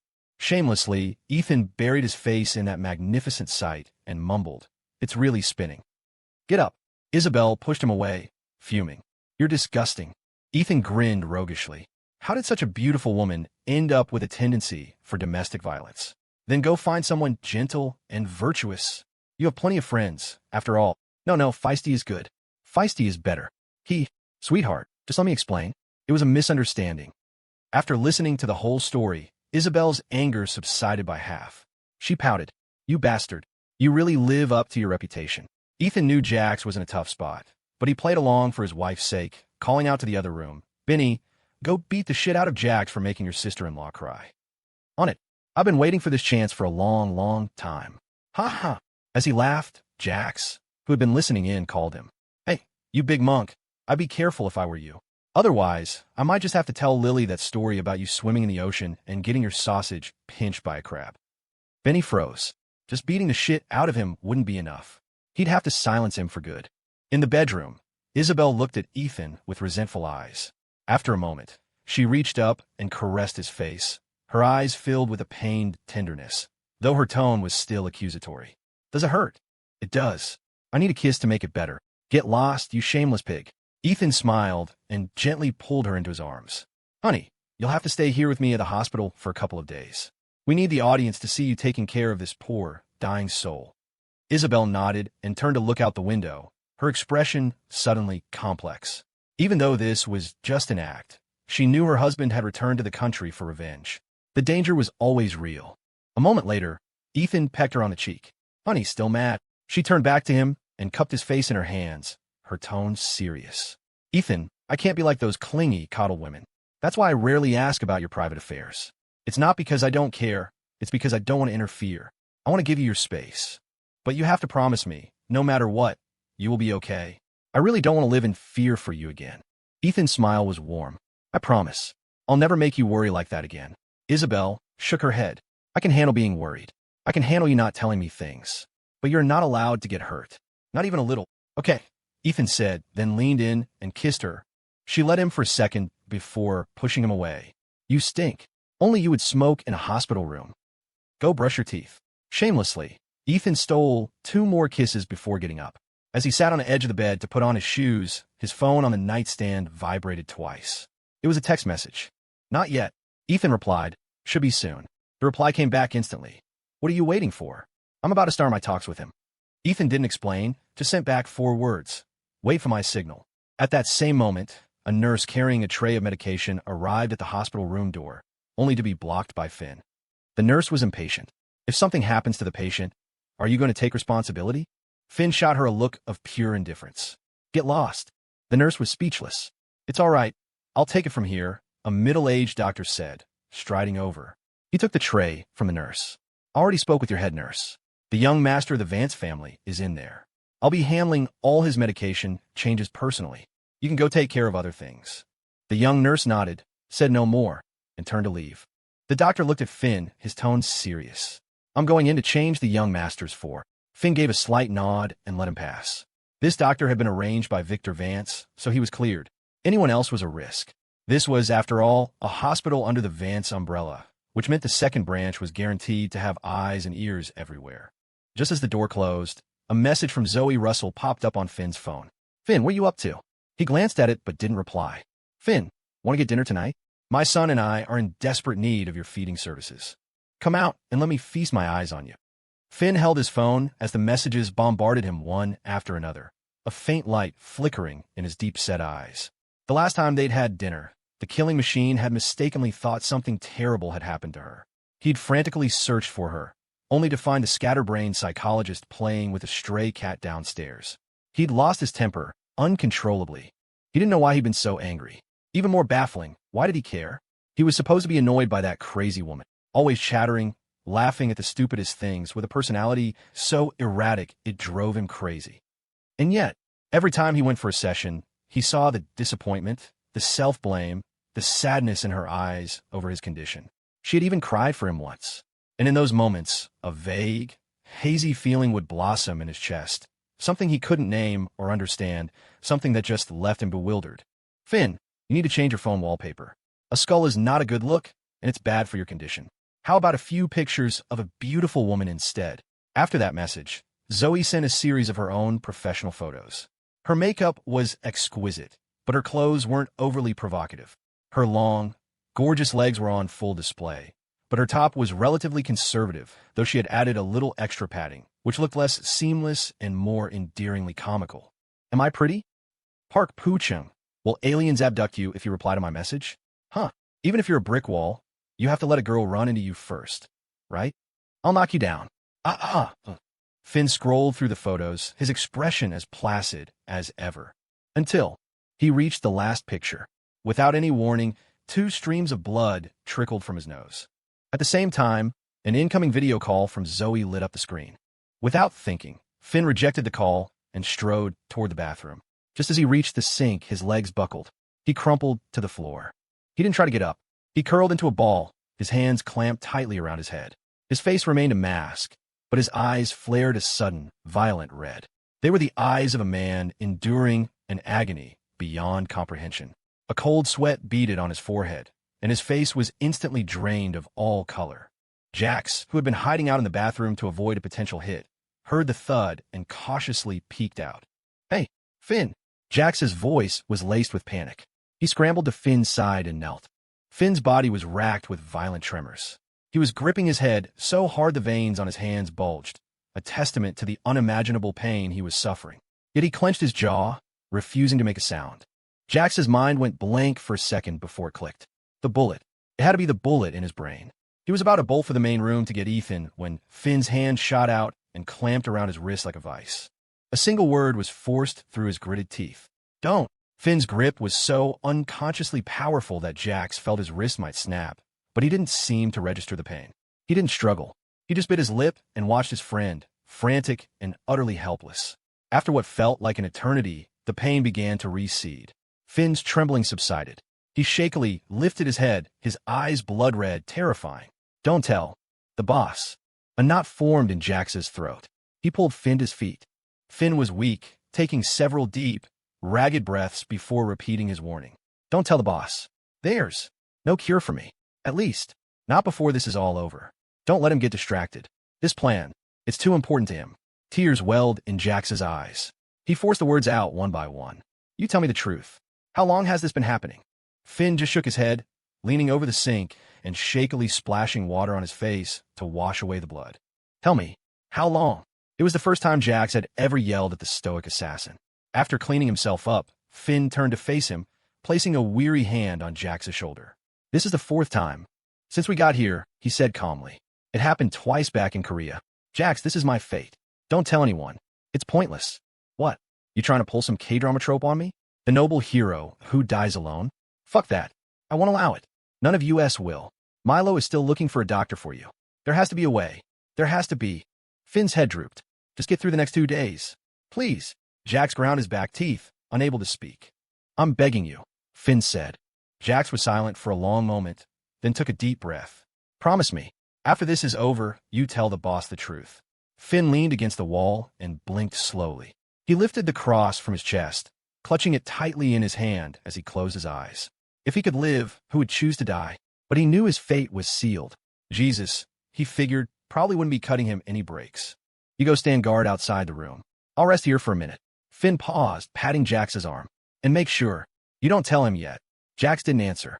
He walked silently out of the bathroom and, in a burst of frustration, punched the metal trash can by the door, crushing it. After composing himself, he walked back toward Ethan's room. Finn washed his face again, staring at his reflection in the mirror, his eyes empty. His phone, which he'd put in his pocket, had been buzzing nonstop. He dried his face, smoothed his hair, and pulled it out, calmly accepting Zoe's video call. "Park Poochung, you son of a bitch." The moment the call connected, Zoe unleashed a torrent of creative insults. Finn listened in silence. When she finally paused for breath, he said, unexpectedly, "Let's have dinner. In a couple of days." Zoe was stunned into silence, then let out a giddy, nervous laugh. Okay, yes. I want hot pot. Let me tell you, the place downstairs is having an anniversary special, and I scored a bunch of coupons yesterday." "Dr. Russell," Finn interrupted, his tone devoid of any impatience. "Yes." Finn looked at the cheerful, carefree woman on the screen, was quiet for a moment, and then said goodbye. He hung up. On the other end, Zoe pouted. "Weirdo. Always so cold." Then her face broke into a wide grin. "But hey, that's progress.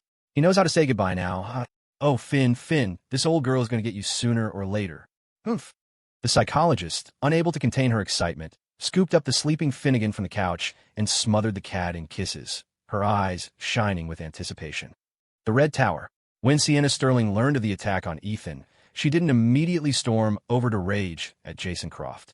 Instead, she pretended to know nothing. Doing so, she knew, would only displease the gentleman. It wouldn't help her big brother Ethan, and might even harm him. Now, the plan to eliminate Jason had to be accelerated. If Jason were to die at the hands of the Vance family, the consequences would be catastrophic. The problem was, Jason was too cautious. After she had tipped him off last time, he had even stopped eating the food from the Red Tower. She was out of options. As she brooded, the young woman who had helped her drug him before entered the room.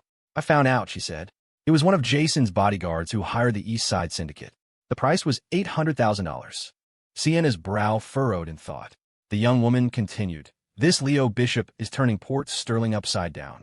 He's afraid of nothing. This is the second time he's provoked the Van Cess, isn't it? Who on earth is this grandmaster? How could he give him so much nerve? Sienna was silent for a long time. Then her eyes lit up. Is it possible that the grandmaster is Jason Croft? He had his bodyguard contact the syndicate as a front to hide his identity. Otherwise, think about it. Victor Vance hit the syndicate hard. For weeks, they didn't dare retaliate. But now, for a paltry $800,000, they go after Ethan Vance. It feels too sudden. Does the syndicate even see that as real money anymore? Unless it was an offer from Jason they couldn't refuse. The young woman was stunned, processing the words for a moment before it dawned on her. That makes a lot of sense. It is very strange. Sienna's frown deepened. If that's true, then Jason is more terrifying than I thought. I always assumed his every move was under the watch of the Red Tower, that he couldn't make any real waves. No wonder he was so bold this time, trying to provoke a war between the Van Cess and the Red Tower. It seems the sudden emergence of the East Side Syndicate was his backup plan for his grand ambitions all along. The young woman nodded. I really underestimated him. And I heard the syndicate not only has a lot of men, but they're also well-armed. I always thought Jason was just a businessman. Where did he get the resources to equip them like that? It's unbelievable. Hearing this, another thought seemed to strike Sienna. Her expression grew even more complex. She pursed her lips and said nothing. In Jason Croft's private suite, a bodyguard was giving him a report. Victor Vance has a lot of his own men at the hospital. Ethan's bodyguards are all there, too. The room is locked down tight. Only Ethan's personal doctor is allowed in. No other medical staff can get near. We can't get any information on his condition. Oh, and one of the men I sent over has gone missing. I think they might have found him. Jason smiled. His people are skilled. It's not surprising. It doesn't matter. I'd almost rather tell him to his face that I did it. This level of security only proves his condition is serious. He's afraid of another assassination attempt. Well, it is a Vance hospital. If he were anywhere else, I might actually try to arrange a little farewell for him. The bodyguard nodded. I agree. His injuries must be severe. This morning, his wife showed up at the hospital, crying her eyes out. Looked like she was attending a funeral. Haha. Jason chuckled, then glanced at the bandage on his own left arm, his expression smug. I took a few knife wounds to give him a couple of bullet holes. It's a fair trade. Not a loss at all. He's a brainless brute. Whether he lives or dies is irrelevant. What's important is that Victor Vance has already seized the opportunity to cause a scene at my family's home. Ha. Let him put some pressure on my old man. The bodyguard flattered him. If Ethan Vance had half your intelligence, he wouldn't have done something so reckless. In this day and age, brains are more important than brawn. Only kids play tough. Jason was pleased. He paused, a flicker of suspicion in his eyes. Did the syndicate ask you who sent you to contact them? They asked a few times. I fought them off. Jason murmured, the suspicion in his eyes vanishing. The bodyguard clicked his tongue. Boss, I have to say, those bastards from the syndicate have real balls. After hitting Ethan last night, they immediately went and robbed a crew of drug traffickers. Damn, that's impressive. The word on the street is that their backer is someone called the Grandmaster. Who do you think it could be? Jason thought for a moment. You need to maintain a good relationship with them. Spend whatever money you need to. Try to get in contact with this Grandmaster. We might be able to use them in the future. Yes, sir. Boss, I'll let you rest. I'm heading out. After the bodyguard left, Jason ate a few bites of takeout and then paced his room, lost in thought. After a moment, he pulled out his phone and called Harrison Vance. Jason, Harrison said, sounding like he'd just woken up. Harrison, my boy, I talked to my father again this morning about that land you're interested in, but he's busy dealing with Victor Vance right now, so he hasn't given me a straight answer yet. Jason, my plans for the factory are urgent. If you don't want to work with me, you can just say so. Brother, don't get angry so fast. I really don't have the final say on this. Triumph Investments. I can sell you 30% at the current market value. Harrison interrupted. Any more than that, and I really can't justify it. My friend, Triumph Investments is certainly a fat prize, but the 120 acres of industrial land you want in a city where land is gold isn't exactly a small thing either. We're good friends. I will do everything I can to get that land for you. Every last acre, as a show of my sincerity. It's just that your sincerity toward me seems a bit lacking. Harrison was silent. Jason smiled. How about this? You find some time to come to the Red Tower. We can talk in person. And while we're at it, we can plan the future cooperation between the Vance and Croft families. Harrison scoffed. I can always just build my factory in some godforsaken valley. The sincerity you're asking for, I can't give. That's all. Wait, Jason said, smacking his lips. Brother, why are you so fired up? Heh, listen to me, just come to the Red Tower. Let's talk face to face. How can we discuss something this big over the phone? Harrison snorted. The situation between our families is awkward enough as it is. If I show up at the Red Tower now, I might as well announce to the world that I'm working with you. I can handle the others, but my grandfather? The one thing he hates is a Vance teaming up with an outsider against our own family. Jason chuckled sheepishly. You're right, I was being thoughtless. But I'm not feeling well lately. It's a bit difficult for me to even get out of bed. Before he could finish, Harrison cut him off. Then you get some rest. Goodbye. Jason stared at the disconnected call and sighed softly. He had no intention of meeting Harrison anywhere else. Instead, he sent a text to his bodyguard. Keep Harrison Vance under surveillance. The Croft family controlled most of the industrial and commercial land in Port Sterling. If Harrison wanted to build a new factory, he had to go through them. So, Jason wasn't worried. Harrison Vance will be back. That evening, on a yacht moored by the shore, the blonde kid, now kicked out of the East Side Syndicate, was drinking alone, the picture of despair. He thought back to the old days. They didn't have money or power, but he and his brothers had been happy. Now, he could afford to rent a luxury yacht and drink $1,000 whiskey, trying to drown his misery in extravagance. But he felt no joy at all. Before long, Rosie showed up. Hey, Rosie said, her eyes full of pity as she looked at him, bandages on his head and waist, a scruffy beard, his face ashen. She handed him the takeout bag she was carrying. Eat something. Stop drinking. The blonde kid shook his head miserably. I can't eat. Rosie, I told you not to come. If Leo finds out, it'll be bad for you.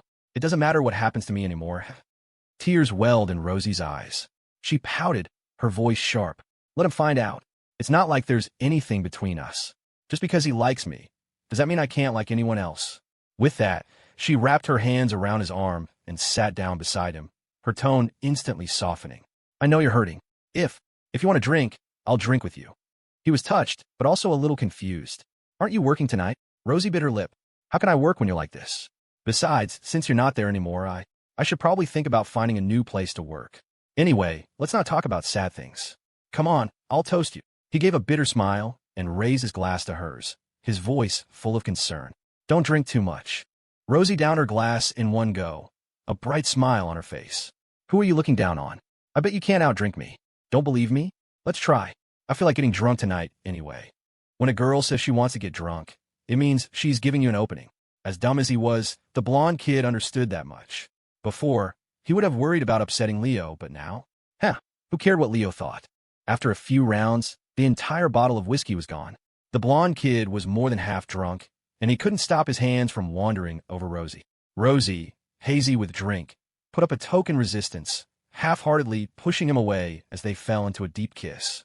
Halfway through, however, she suddenly pushed him back, lowering her head shyly. Hey, she mumbled. What? Where are we now? The blonde kid seemed to sober up a bit. He gave a dry laugh and swallowed. I'm sorry, Sorry. Rosie looked up at him, her expression displeased. You kissed me, and now you're saying sorry? Are you just going to blame it on the alcohol when you're sober? Humph. Men are all the same. I was wrong about you. She stood up to leave. He quickly grabbed her hand and stood to explain, but he was unsteady on his feet and stumbled, conveniently tackling her onto the sofa. A gentle sea breeze, the quiet moonlight, the dim, ambiguous lights of the cabin. The sound of two hearts beating in unison. A long kiss. Lust flooded his brain. His hands roughly tore at her jacket. He was so excited, his breathing became shaky. Rosie continued her half-hearted struggle, her delicate hands clutching at his eager ones, her eyes misty and alluring, her tone utterly bewitching. Do you want me? The blonde kid swallowed hard and nodded emphatically. Rosie, I love you. I really, really love you. At his words, a flicker of worry crossed her face. Can you give me a happy future? I can, he declared. You're not afraid Leo will try to break us up? He gritted his teeth, thought for a moment, and said, Rosie, Leo Bishop is a petty man. He won't let us be. Let's leave Port Sterling. No, let's go abroad. I've got over $100,000 in my account now. We can get settled, and I'll find a job. I can definitely support you. Rosie bit her lip, a look of disappointment in her eyes. Are you that scared of him? So scared you have to run to another country? He sighed. I'm not scared of him. I'm scared of the grandmaster. He's powerful. Even if we leave Port Sterling, As long as we're in this country, we'll never escape his reach. Hearing the grandmaster, Rosie frowned. I'm really curious. Who is this grandmaster? Why are you so afraid of him? Is he really as powerful as you say? The blonde kid shook his head. Rosie, don't ask. All I can say is, he's even more powerful than I'm telling you. As he spoke, his hands started getting restless again, trying to pull off her tank top strap. But Rosie slapped his hand away, turning her head in annoyance. I see how it is, she said, her voice laced with mock anger. You just want to sleep with me. You don't even have the most basic trust in me. And you say you love me? Heh, I bet you're just using this grandmaster story to trick me into going abroad with you. Once I'm there, I won't know anyone. I'll be all alone. Then it'll all be up to you whether I have a good life or a bad one, won't it? He was impatient, his desire overwhelming him. He reached for her strap again. Rosie, do I look like that kind of person? I swear, I will be good to you. Liar. Rosie rejected him again. I'm not interested in who this grandmaster is. I was just testing your attitude. Heh, and it's obvious your feelings for me are all fake. A man's words, all lies. His lust had long since spun out of control. Being rejected again and again finally broke him. Then I'll prove my attitude to you. It's not like there's anything left to lose. The grandmaster is... He paused, swallowed, then leaned in conspiratorially, whispering into her ear. After hearing the name, Rosie's eyes flashed, but the look was gone in an instant. She feigned disdain. Who wanted to know? You're so full of yourself. He gave her a lecherous grin. I just want you to know, I'll never hide anything from you again. I will give you all the security you need. You're terrible, such a smooth talker. Rosie murmured, then mused, as if to herself. How could it be him? He's so rich, his family is one of the most powerful in Port Sterling. Why would he create the East Side Syndicate? I don't get it. You're not just making this up to trick me, are you? His expression was serious. Why would I lie? It's the absolute truth. Who knows why he propped up Leo Bishop to start the syndicate, but he's definitely up to no good. Always so secretive. Leo even has a special burner phone just to talk to him. He won't even let me be around when they call. And their meetings are like something out of a spy movie. I drove Leo a few times, always in the middle of the night, and the location was always different. Fucking bastards, they know what they're doing is shady. Realizing he'd gotten sidetracked, he pulled the conversation back. Anyway, enough about them. Rosie, my love for you is real. The sun and moon are my witnesses. Rosie's eyes filled with emotion. She threw her arms around him. I love you too. Like a starved and ravenous beast, he lunged, his mouth finding hers hungrily. One hand yanked down her tank top strap. They writhed together for a moment. Just as he was about to pull down her miniskirt, the cabin door was kicked open with a thunderous crash. Bang! The sudden explosion startled the passionate pair on the sofa. They whipped their heads around to see Leo Bishop, flanked by several of his men, storming into the cabin. Well, look at you two lovebirds, Leo roared, his face contorted with rage as he immediately drew his gun. The blonde kid went limp with terror, instantly sober. Before he could react, Rosie burst into tears, shoving him away with all her might as she cried out to Leo, Leo, you have to help me. Stop. The blonde kid was dumbstruck, his mind reeling. Leo was also taken aback, as if trying to assess the situation. Leo, Rosie wailed, a mess of tears and flailing limbs. She sat up, clutching the jacket from the floor to cover herself, the picture of a violated woman. I heard you kicked him out and I just wanted to come comfort him, to convince him to apologize to you, so you two could make up. I didn't think he'd get drunk and do this to me. Stop. Hearing this, Leo's face hardened into a vicious snarl. He grunted, and two of his men rushed forward, pinning the blonde kid to the floor. You bastard, one of them spat. You dare touch the boss's girl? The blonde kid stared at Rosie, his face a mask of disbelief. Leo's eyes were like chips of ice. He strode over and grabbed the blonde kid by the hair. You really are a good friend to me, aren't you? The blonde kid winced in pain, his eyes still locked on Rosie, as if he still couldn't comprehend why she would do this to him. Pow! Leo's fist slammed into his face. I should have gone harder on you yesterday. You animal. The world spun. The blonde kid clutched his face and glared up at Leo, his voice a low growl. Leo Bishop, this is the second time you've hit me. Right now, I don't just want to hit you. I want to kill you. Ha ha ha. The blonde kid started laughing, a wild, broken sound. You believe whatever anyone tells you, but you won't believe your own brother. Is that it? Believe you? Leo kicked him hard in the stomach. Everyone in the crew knows I like Rosie. I told you myself. But what did I just see with my own two eyes? Was she forcing herself on you? She seduced me, he screamed. Rosie covered her ears, shaking her head violently, still crying. She looked, for all the world, like she had just been assaulted. Leo glanced at her, then backed down at the blonde kid and landed another vicious punch. Rosie's not as cheap as you say, and she's not blind enough to fall for you. And even if she did seduce you, you're my brother. You don't touch her. The blonde kid was laughing hysterically now, blood trickling from the corner of his mouth. After a long moment, he roared at Leo, his face a twisted mask of rage. I fucking love Rosie. So what? Kill me. If you'd gotten here a few minutes later, I would have already fucked her. Ha ha ha. You deserve to eat my leftovers. Leo's patience snapped. He cocked his gun with a sharp click-clack, then dragged the blonde kid out of the cabin and slammed him against the railing, pressing the muzzle into his side. You dog, he hissed. You really think I won't do it? Brother? What kind of brother are you? Then shoot, the blonde kid screamed. Kill me and get it over with. Ha ha ha. Leo, I'll haunt you as a ghost. Bang, bang, bang. The gunshots cut him off mid-sentence. He stared at Leo, with eyes full of hatred as a spray of blood erupted from his mouth, spattering across Leo's face.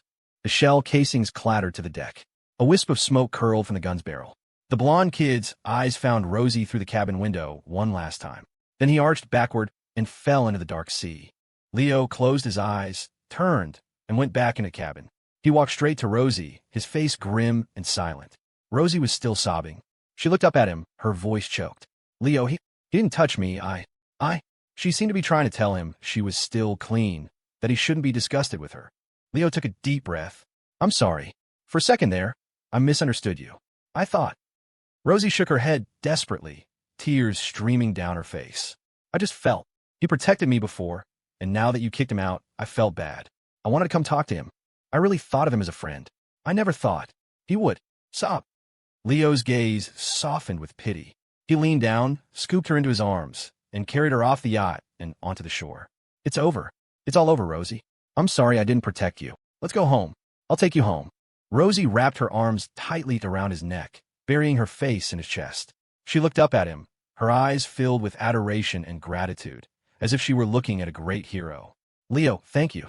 Back at his place, Rosie's emotions gradually stabilized. After resting for a bit, she went to take a shower. Leo sat on the sofa, looking lost and dejected, drinking one beer after another. When Rosie came out of the shower, he had already finished his six-pack. Leo, why? Why are you drinking so much? Rosie walked over, concerned. Stop drinking, it's so late.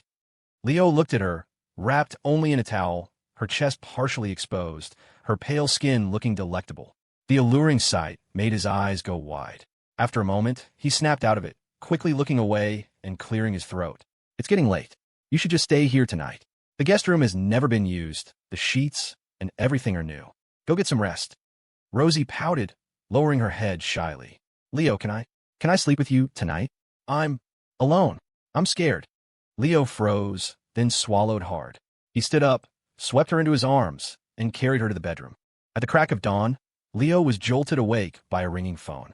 He cursed, grabbing his phone from the bedside table, but the screen was dark. He sat up with a start, opened the nightstand drawer, and took out the other phone, the one he used exclusively to contact Ethan Vance. He cleared his throat and answered. Yes, Grandmaster, what is it? All right, we'll talk about it when we meet tonight. Okay, 11 p.m. Greenwood Manor on North Hill Road. I got it. He hung up, put the phone back in its place, and turned over. He was momentarily startled to see someone sleeping beside him, then remembered Rosie was there. He let out a quiet sigh of relief. Rosie? Rosie, he whispered, then gave her a gentle shake. Rosie mumbled and burrowed deeper under the covers, clearly still fast asleep. Leo finally relaxed, patting his chest. He got out of bed and went to the bathroom. The moment the bedroom door clicked shut, Rosie's eyes snapped open.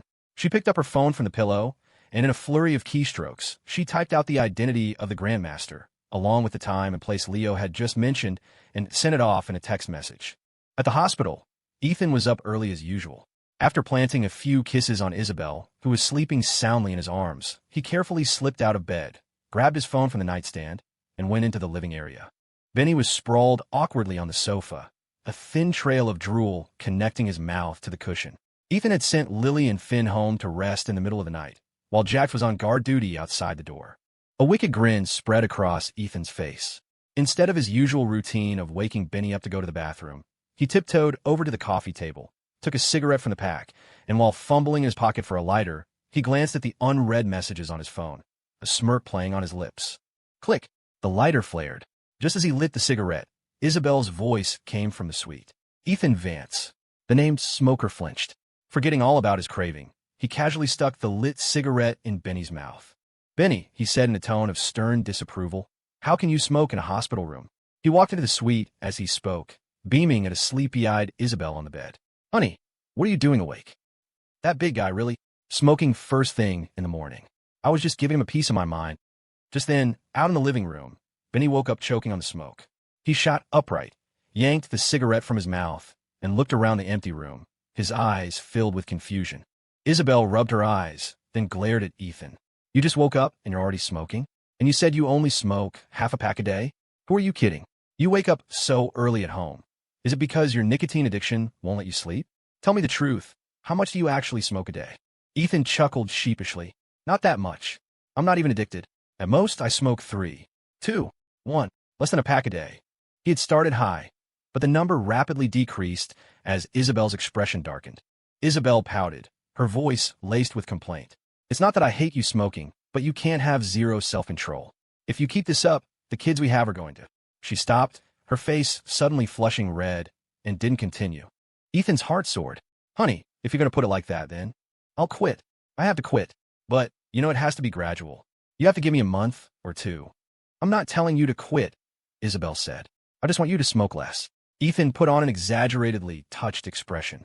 "Honey, I love you to death. Quick, quick, let me give you a kiss." Seeing her man's roguish face, Isabel couldn't help but laugh. "Get away from me, you shameless thing. I'm going to sleep a little more. I didn't sleep well at all in this new place." Ethan took her hand and planted a loud kiss on the back of it. "I'm so sorry, my love. Go to sleep. Tomorrow, we should be able to go home." Isabel opened her mouth, thought for a moment, then didn't ask anything. She just said, "Okay. And don't forget what you promised me yesterday." After a bit more affection, Ethan left the suite, gently closing the door behind him. Benny stared at him, then rushed over, his voice a conspiratorial whisper. "Boss, did you just wake up with a cigarette in your mouth and get caught by boss lady? I heard her yelling at you." Ethan didn't quite follow. Benny swallowed, looking around the room with a hint of fear. He frowned. "Something's not right. This room is not right. There must be something unclean in here. Boss, when I woke up just now, I had a cigarette in my mouth too, and it was lit.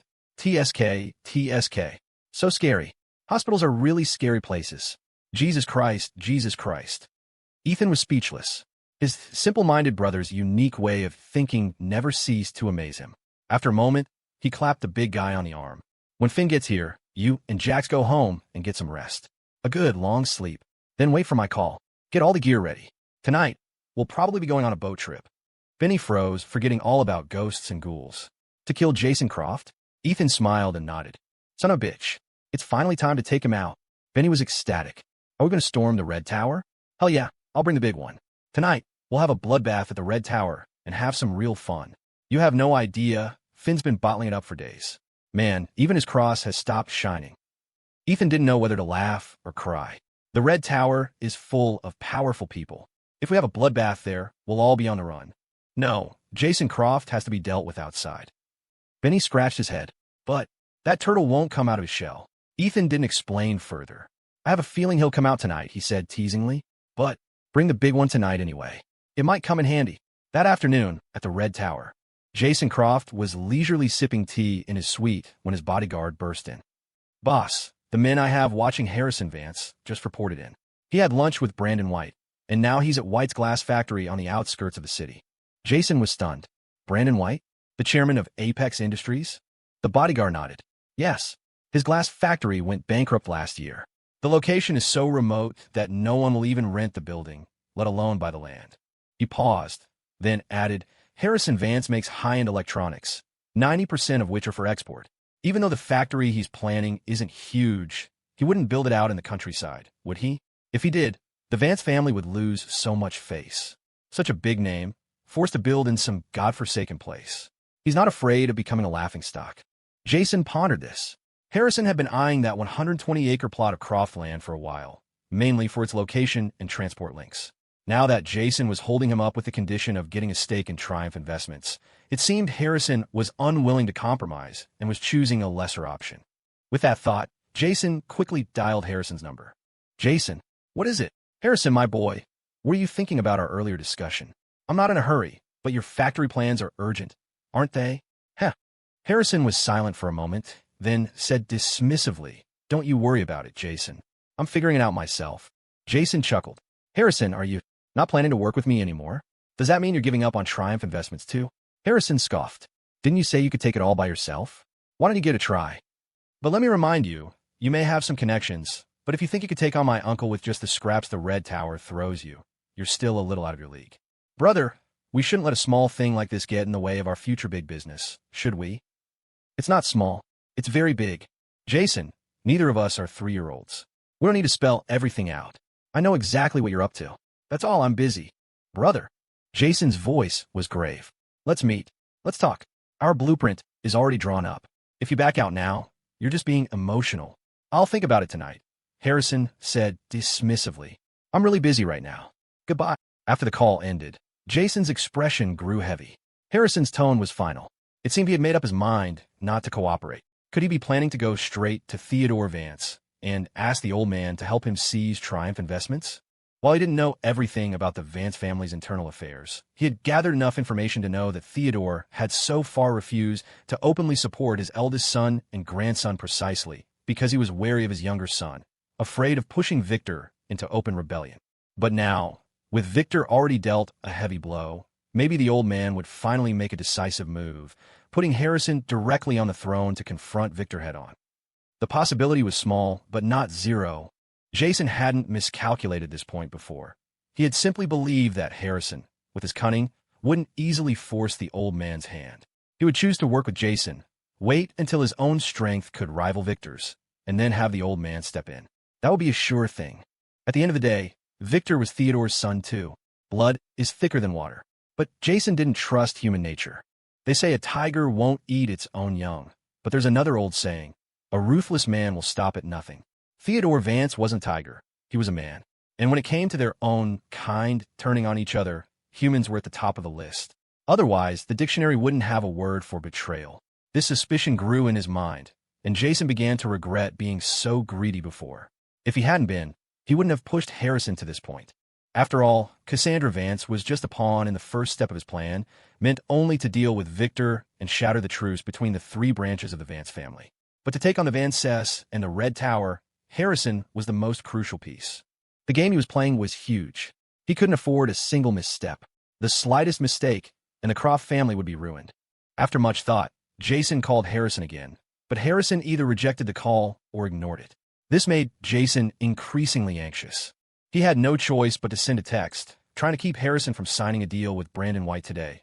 Brother, don't make any rash decisions. Call me back when you're done. I have something important to tell you. Silence. He waited until after 7 in the evening.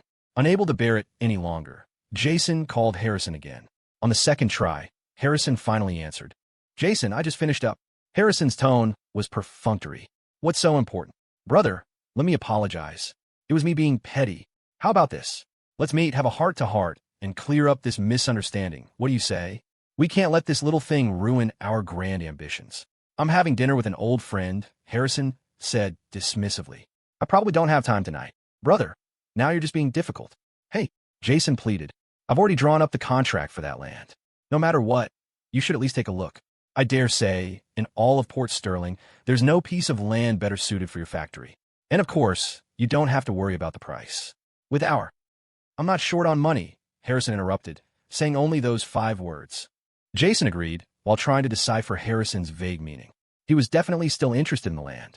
Brother, I know you're not short on money, Jason said, sounding embarrassed. Let me be direct. This land is meant for you. So you just cool down, and let's meet up, have a calm and honest talk. I guarantee you'll be satisfied. How about that? Harrison was silent. After a moment, he said coolly, I'm having dinner with a friend. I really don't have time tonight. You're injured, aren't you? You should be resting. Don't overthink things. Jason knew he was having dinner with Brandon White, negotiating the land purchase. A deal that big probably wouldn't be finalized tonight, but Jason couldn't be complacent. Brother, he said with a weak laugh, no matter how late it is tonight, I'll wait for you, okay? We have to meet. I know you're hesitant to come to the Red Tower. How about this? We'll find a more discreet place. I promise no one will find out we met. Think of it as me coming to you, hat in hand, to apologize. How's that sound? Harrison didn't respond immediately, as if weighing his options. After a long pause, he replied with 2 words, "We'll see." Then he hung up. At Leo Bishop's place, Rosie was in a daze after last night's ordeal, looking pitiful and frightened all day. Leo had stayed home with her, not going anywhere. After dinner, they were sitting on the sofa watching TV when a phone rang softly from the bedroom. Leo, feigning nonchalance, got up and walked to the bedroom. He glanced back at Rosie before closing the door and answering the phone. A minute later, Leo finished the call, changed his clothes, and came out of the bedroom, heading straight for the front door to put on his shoes. Rosie turned from the sofa to look at him. "Leo, who was that?" Leo smiled. "Just one of the guys from the club. Said there's something urgent I have to handle in person." "Oh," Rosie said, getting up and walking toward him. "I'll go with you. I feel safer when you're around." Leo looked at her pitiful face and couldn't help but pull her into a hug. "Don't be afraid," he said dotingly. "It's all over. I'll try to be back soon to be with you." Rosie looked suspicious. "Leo, you're not married, are you? Was it your wife on the phone just now?" "Humph. No wonder you have 2 phones." Leo laughed. "What are you talking about? I'm only going to marry you. Be good. Stay here. I'll be back as soon as I'm done." Rosie was still doubtful. "Are you really going to handle business?" "I swear," Leo said earnestly. "I don't have any other woman but you." Rosie stared into his eyes for a long moment before reluctantly pouting. "Then you have to come back early." I think I'm starting to depend on the sense of security you give me." Her demure, shy, and vulnerable act sent a jolt through Leo. His eyes burned with hunger. Lust took over. He swept her into his arms and rushed into the bedroom. Half an hour later, he finally left. The moment she heard the front door click shut, Rosie, disheveled and sweaty, shot up with a look of pure disgust. She ran to the bathroom to shower, cursing herself for overacting. If she hadn't, she wouldn't have been taken advantage of by that idiot Leo again. After her shower, she returned to the bedroom, wrapped in a towel. She unzipped her pillowcase and took out the miniature voice recorder she had hidden there last night. She pressed play and heard Leo confirming with the grandmaster that the time and place were unchanged. Then, she sent out a text. "Everything is normal." A moment later, a reply came back. "Don't expose yourself. Continue to observe." The higher-ups planned to use Leo. 9:30 at night. Jason Croft was still anxiously fretting over his crucial pawn, Harrison Vance, unable to sit still. A few minutes later, his bodyguard came in with the latest news. "Harrison has finished dinner." He shook hands with Brandon White at the restaurant entrance and said something like, "A pleasure doing business with you." "Boss, they didn't actually sign the contract, did they?" Jason sighed slowly, thought for a moment, and said, "Have your men keep following him. See where he goes." The minutes ticked by. 20 minutes later, the man tailing Harrison called the bodyguard. He just suddenly changed lanes and got off the highway. "I took the wrong exit and lost him for a few minutes." "I lost him." The bodyguard smacked his lips. "What am I paying you for?" "Where are you now?" "I just got out of the North Loop tunnel." "Wait, I see his car. It's right up ahead. Looks like he's heading out of the city." "Keep following. Be careful. Don't let him spot you." After hanging up, the bodyguard relayed Harrison's movements to Jason. Jason pondered for a moment, muttering, "That guy, he really doesn't want to see me. What's he doing leaving the city in the middle of the night?" After some thought, Jason couldn't take it anymore and called Harrison again. Harrison, as usual, was dismissive, only answering on the 3rd try. "Harrison, is your dinner party still not over?" "Just finished," Harrison said coolly. "So, shall I find a place and wait for your esteemed arrival?" "Jason, I had a bit to drink tonight. I'm not really in the right state of mind. I want to be alone for a while, get some peace and quiet." Jason forced a laugh. "How about the contract all ready to go? The company seal is already on it. Can't you just take a look? We can't just let things end between us like this. Give me a chance to properly apologize." "Forget it, Jason," Harrison said with a slight smile. "What you want, I can't give. Let's just pretend we never met, never planned anything. You go your way, I'll go mine. We don't know each other." "Harrison, some things have to be discussed in person. We can't sort this out over the phone. I promise. I'm coming to you with sincerity this time. Let's meet. I'll send you the location right now." Harrison chuckled, his voice tinged with drunkenness. "Forget it. I'll be straight with you. I've already made a deal with someone else. I'm signing the acquisition contract tomorrow morning.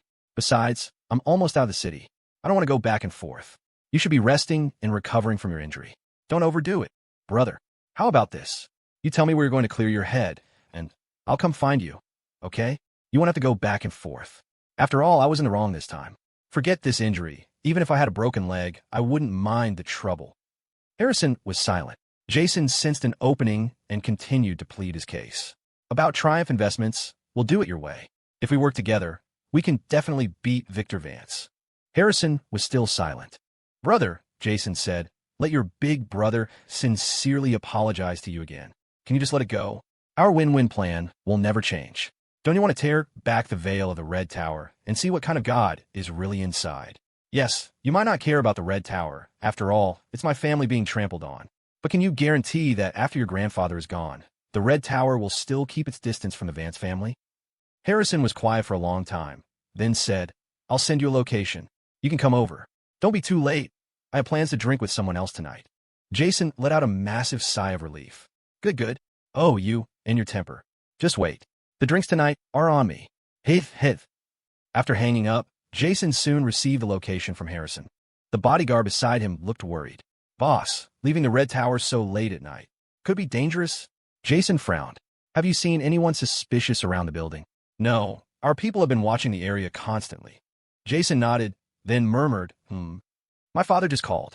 He said Victor Vance is still raising hell at our house. I guess that old bastard knows I won't leave the Red Tower and hasn't made a move on me yet. The bodyguard was thoughtful. Ethan Vance's life is hanging in the balance, and his people are afraid he'll be assassinated again, so they're all at the hospital watching him. In that case, it should be safe. Jason smiled faintly. Of course I know it's safe, otherwise I wouldn't be thinking of meeting Harrison. But it's always better to be cautious. We're talking about the Vances, after all. Here's what we'll do. Old Gao is about my size. Have him wear my clothes and a hat to cover his face, then take my car and drive around the city. We'll leave in 10 minutes. Okay, I'll arrange it right now. Wait, Jason said. First, call the hospital and confirm the current situation with Ethan and his men. The bodyguard nodded and immediately made the call. Are Ethan Vance's bodyguards still at the hospital? Yes. The big guy and the one with the cross necklace are taking turns standing guard at the door. They're not letting anyone in. Victor Vance's bodyguards are still there too. They're even eating in shifts. After hearing this, the ever-cautious Jason finally felt secure. Go make the preparations, he told the bodyguard. And tonight, we need to bring more men. At the hospital, Ethan, dressed in a white lab coat and wearing a surgical mask, looked at the doctor sitting on the sofa, who he had effectively stripped. Hey, he said teasingly, do I look like a qualified doctor? The doctor gave an awkward laugh. You do. Ethan, slightly pleased with himself, turned to Isabel. Honey, he asked shamelessly, have you ever seen such a handsome doctor? Isabel's expression was cool. She knew her man was about to go out and do something dangerous. His playful words were just an attempt to make her relax. Just then, Finn pushed open the door. Boss, he said calmly, Jason's bodyguards have been dealt with. They're locked in another room.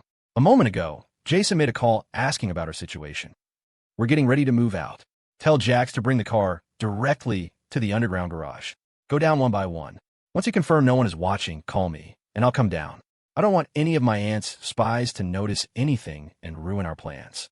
Finn acknowledged the order and left. Isabel's lips trembled. She silently walked over to Ethan and began straightening the collar of his lab coat, her eyes filled with worry. Ethan wrapped an arm around her waist. Don't worry, he said softly. It'll be fine. You forgot. Your husband is a genuine, dyed-in-the-wool gangster. Isabel didn't respond. After smoothing his collar and buttoning his coat, she stared into his eyes for a long moment. I know there are some things you have to do, she said. But you're a married man now. Think of me more. Okay. Ethan nodded firmly. He took off his mask and leaned in, wanting to kiss his wife. Isabel gently blocked his mouth, her face blushing. When you come back, you can kiss me then. Just one first, he pleaded shamelessly. Think of it as a down payment. Quick.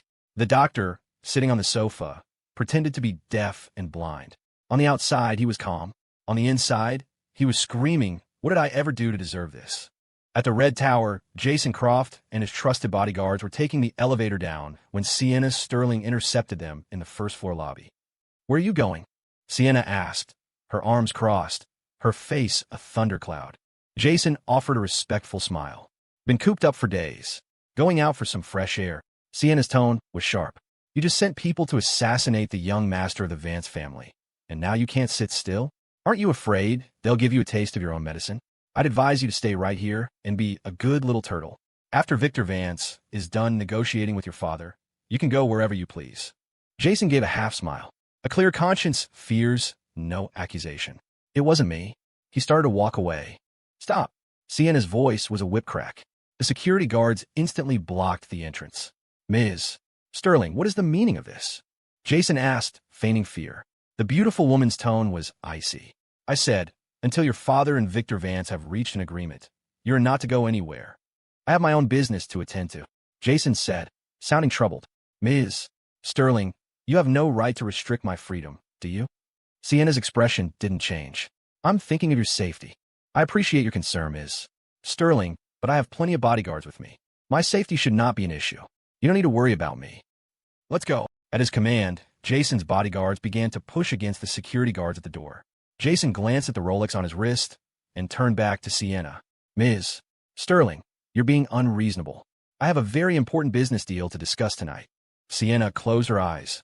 She knew she had no real reason to restrict his freedom. If she kept this up and word got back to the gentleman, it would only be bad for her.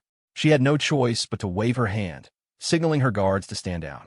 After Jason and his entourage left, Sienna turned to the young woman beside her. Anything unusual with Victor Vance and his son tonight? My people just reported in, the woman replied. Victor is still at the Croft estate, raising hell. We can't get any details on Ethan's condition, but his men are still at the hospital. They haven't left. Sienna was lost in thought. Jason must have his own people watching them too. Otherwise, he wouldn't have rashly left the impregnable shell of the Red Tower. But Jason was always cautious. By his nature, even if he knew there was no danger, he wouldn't leave the Red Tower in the current tense climate. What could be so important that he had to handle it himself? Who has Jason been in contact with recently? Sienna asked. The young woman shook her head. I don't know. He's been staying in his room at the Red Tower. He hasn't even come out. We can't get in. Sienna sighed. I hope I'm just overthinking things. A man as cautious as Jason should be fine. Her words sounded more like she was trying to convince herself. Jason's party, a group of more than 10 men in 5 cars, left the city via the North Loop Road around 10:40. They didn't spot any suspicious vehicles following them. They followed the GPS directions along the state highway for another half hour before finally arriving at the location Harrison had sent. Jason looked around. The silence was absolute. Not a soul in sight. Before them stood an old-fashioned manor, its windows dimly lit. A lone security guard at the gate was watching them warily. A bodyguard leaned out of the car window, scanned the surroundings, and said, Boss, this place is too remote. I'm suddenly getting a bad feeling. Jason frowned, thought for a moment, then smiled calmly. I've heard Harrison build a manor out in this godforsaken area. This is my first time seeing it. That kid, he's really afraid of anyone finding out we're in contact. Ha ha ha. Go talk to the guard. The bodyguard nodded, got out of the car, and after a brief conversation with the guard, returned to the car. Boss, it's all good. The guard said Harrison told him to expect us. We can drive in. All right, let's go. Inside the manor grounds, the 5 cars parked one by one in the lot. After getting out, Jason saw Harrison's car, another Mercedes van nearby. A small smile touched his lips. Looks like his guest has already arrived, he thought. His bodyguards, on high alert, formed a protective circle around him as they walked toward the lit drawing room. A bodyguard at the door opened it from a distance, standing respectfully to the side. As Jason approached, the man bowed deeply. Sir, you've arrived. He even held out a hand. Your coat, sir. I'll take it to the cloakroom for you. Jason nodded, seemingly pleased with the bodyguard's attitude. He took off his coat and handed it over, as if to his own subordinate. Then he turned to his own men. You all wait here at the door. I'll go in alone. Although the remote manor made him uneasy, he couldn't see any reason why Harrison would want to harm him. Bringing so many men inside would be rude. They would be right outside the door anyway. If anything happened, they could rush in immediately. Besides, he was wearing a bulletproof vest and carrying a gun. There was nothing to fear. After giving his instructions, Jason pushed open the door and went inside. The vast drawing room was empty, save for one person sitting on the sofa, engrossed in a game on his phone.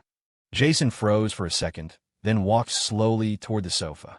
The person on the sofa heard his footsteps and looked up. Well, if it isn't the man himself. You've arrived. Jason stared at the man, greeting him. He looked increasingly familiar, like someone from a photo his bodyguard had shown him before. The head of the East Side Syndicate, Leo Bishop. 1 in the morning, at Leo Bishop's apartment.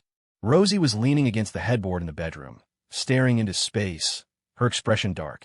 She was clearly still fuming about being taken advantage of by Leo. Suddenly, she heard the faint sound of a key in the front door. Rosie frowned, guessing it was Leo returning. She wasn't surprised. Her handlers had told her to continue observing him. that the organization planned to use him as a puppet. It wasn't hard to guess they wanted to absorb the East Side Syndicate. Sigh. Rosie let out a breath. The thought of having to sleep with Leo again tonight made her stomach turn. Still, she quickly turned off the lamp, burrowed under the covers, and pretended to be asleep. Click. The front door opened. A set of soft footsteps approached the bedroom. Rosie closed her eyes, her back to the door. Creak. The bedroom door slowly opened. The footsteps stopped by the bed. Then, silence. In the quiet room, the lights were off. Rosie could only hear the soft breathing of the person standing by her bed. What was he doing? She wondered. When Leo didn't get into bed and made no move, just stood there, Rosie got the distinct feeling he was staring at her. The eerie atmosphere started to get to her. She feigned turning over in her sleep, her eyes cracking open a tiny slit. A sliver of pale moonlight squeezed through a gap in the curtains, falling directly on the face of the person by the bed. Seeing who it was, Rosie was scared out of her wits. She forgot all about pretending to be asleep. She shot upright, her eyes wide with terror as she met his gaze. The blonde kid grinned, his face made grotesque by the moonlight. He looked like a vengeful ghost. Rosie, he hissed, you made me suffer so much. I've come back to claim your life. Rosie was shaking, terrified. After a moment of panic, she instinctively reached for her phone. She realized it then. She had been played by Leo and the blonde kid. Seeing her grab her phone, the blonde kid just laughed mockingly. Don't be stupid, you little bitch. I'm a vengeful spirit. A spirit with powers. Haha, your phone is just a brick right now. It's useless. Rosie clutched her phone, tried to wake the screen in disbelief. But all that appeared was a string of garbled code, spinning and jumping. She had just looked at her phone 5 minutes ago, and it had been working fine. Could have been hacked already. Rosie was stunned. No one had ever touched her phone, and she had never clicked on any strange links. How could it have been hacked? She had no way of knowing that the man standing before her, the man she saw as a stupid, brainless, lust-driven loser, was the same master thief who had dared to show off his skills in a police station full of detectives. Rewind to 11:10 p.m. Jason Croft enters the manor's drawing room alone. Leo Bishop rises with a cheerful smile, his face a mask of subservience. Sir, please sit. Let me make you some tea. Jason's mind was in turmoil. He couldn't understand why Leo was here, or what Harrison was planning. The ominous feeling in his gut intensified. He stared at Leo, who was now busying himself with the tea, then scanned his surroundings cautiously. Harrison, isn't he here? He asked, his voice carefully neutral. Leo, still preparing the tea, replied, he's upstairs, having a good time. He wasn't in a great mood tonight, so he had me send a couple of girls over. They just went up a little while ago. He shot Jason a wicked grin. He's a single man, after all. Needs have to be met. It's nothing to be ashamed of. Otherwise, you bottle it all up and get sick. Please sit. Have some tea while you wait. Be understanding. Jason glanced toward the staircase, faintly hearing the vulgar sounds from above. He forced a smile and slowly sat on the sofa, his suspicion growing. He discreetly pulled out his phone and sent a text to the bodyguard outside who had previously dealt with Leo. Leo Bishop is here. Stay out of sight. Have the others remain alert and watch the perimeter. Leo, his head still down, had a faint smile playing on his lips. After preparing the tea, the head of the East Side Syndicate respectfully presented the cup to Jason. Please, he said, then sat on the opposite sofa and went back to his phone game. Jason, ever cautious, picked up the teacup and blew on it, but didn't drink. One hand rested casually near his waist, his eyes constantly scanning the room. Leo's attitude and expression were unreadable. Did he know it was Jason who had paid the syndicate to go after Ethan? And what kind of setup was this tonight? Despite his unease, he had come all this way. He couldn't just leave. If he walked out now, his deal with Harrison would be well and truly dead. But he couldn't figure it out. How did Harrison know Leo? And from Leo's words, their relationship was clearly not casual. Could it be that Harrison was the legendary grandmaster? He thought it over and over, but the idea that Harrison would harm him never crossed his mind. First, it was Jason who had insisted on this meeting. Second, Harrison had no reason to harm him. Even if he didn't want to cooperate, there was no reason to become an enemy. After all, Jason was currently fighting Victor Vance, who was also Harrison's primary rival. The enemy of my enemy, even if not a friend, shouldn't be an adversary. He had no way of knowing that Harrison was using this very understanding of him to lay trap after trap. After several rounds of playing hard to get, he had expertly lured the snake out of its hole. In contrast to his anxiety, Leo seemed perfectly calm, engrossed in his game, not speaking a word. He showed no hostility, only respect. After about 10 minutes, Jason felt increasingly strange. To be safe, he decided to head back to the Red Tower. He placed the contract he was holding on the table, smiled at Leo, and said, "Something urgent has come up that I need to deal with. I'll just leave this contract here. You can give it to Harrison for me later." Leo looked up from his game. "Sir, you're not going to wait for him? You should be done soon." As he spoke, he was still furiously tapping the screen, but he was actually sending a message. "He's leaving." A moment later, a reply popped up, "Coming. Be careful." Seeing those words, Leo couldn't help but swallow hard. He knew what coming meant. Jason found Leo's use of sir a bit odd, but he didn't dwell on it. He smiled and stood up. "It's a family emergency that I need to handle. Hiv. I'll come see Harrison again tomorrow morning." Leo didn't try to stop him. He stood to see him off. "Okay, I'll make sure he gets your contract. Let's go, I'll walk you out." No, that's not necessary. I insist. Under Leo's persistence, Jason relented, though Leo's excessive enthusiasm made him even more uncomfortable. He kept a close watch on Leo's every move out of the corner of his eye. It wasn't until he was outside, reunited with his bodyguards, that he saw no signs of foul play from Leo. Jason finally let out a sigh of relief. He extended a hand to Leo and smiled. "This is far enough. Thank you." Leo respectfully shook Jason's hand with both of his. "Take care, sir." The words had barely left his mouth when a gunshot echoed from a distance. The bodyguard, standing in front of Jason, crumpled to the ground, a spray of blood splattering across Jason's face. In the next instant, a horde of heavily armed men stormed through the main gate, all carrying assault rifles, and opened fire on Jason's group without hesitation. In a flash, everyone tensed, drawing their weapons. Leo was the first to react, throwing himself in front of Jason, pushing him back toward the drawing room while returning fire at the unknown assailants, screaming, "Protect the boss." Jason's bodyguards were completely bewildered. A moment ago, they thought Leo and Harrison were trying to harm Jason. But now, it looked like Leo was protecting him more fiercely than they were. Jason was just a businessman, unaccustomed to gunfights. He watched his bodyguard die before his eyes, frozen for a long moment. It wasn't until he was shoved back into the drawing room that he reacted, fumbling for his own gun and immediately pointing it at Leo. But Leo was still shielding him, firing back and shouting, "Protect the boss." Jason was utterly confused, but he quickly pieced together that something was wrong. Regardless of who sent these attackers, shouldn't Leo's first instinct be to protect Harrison upstairs?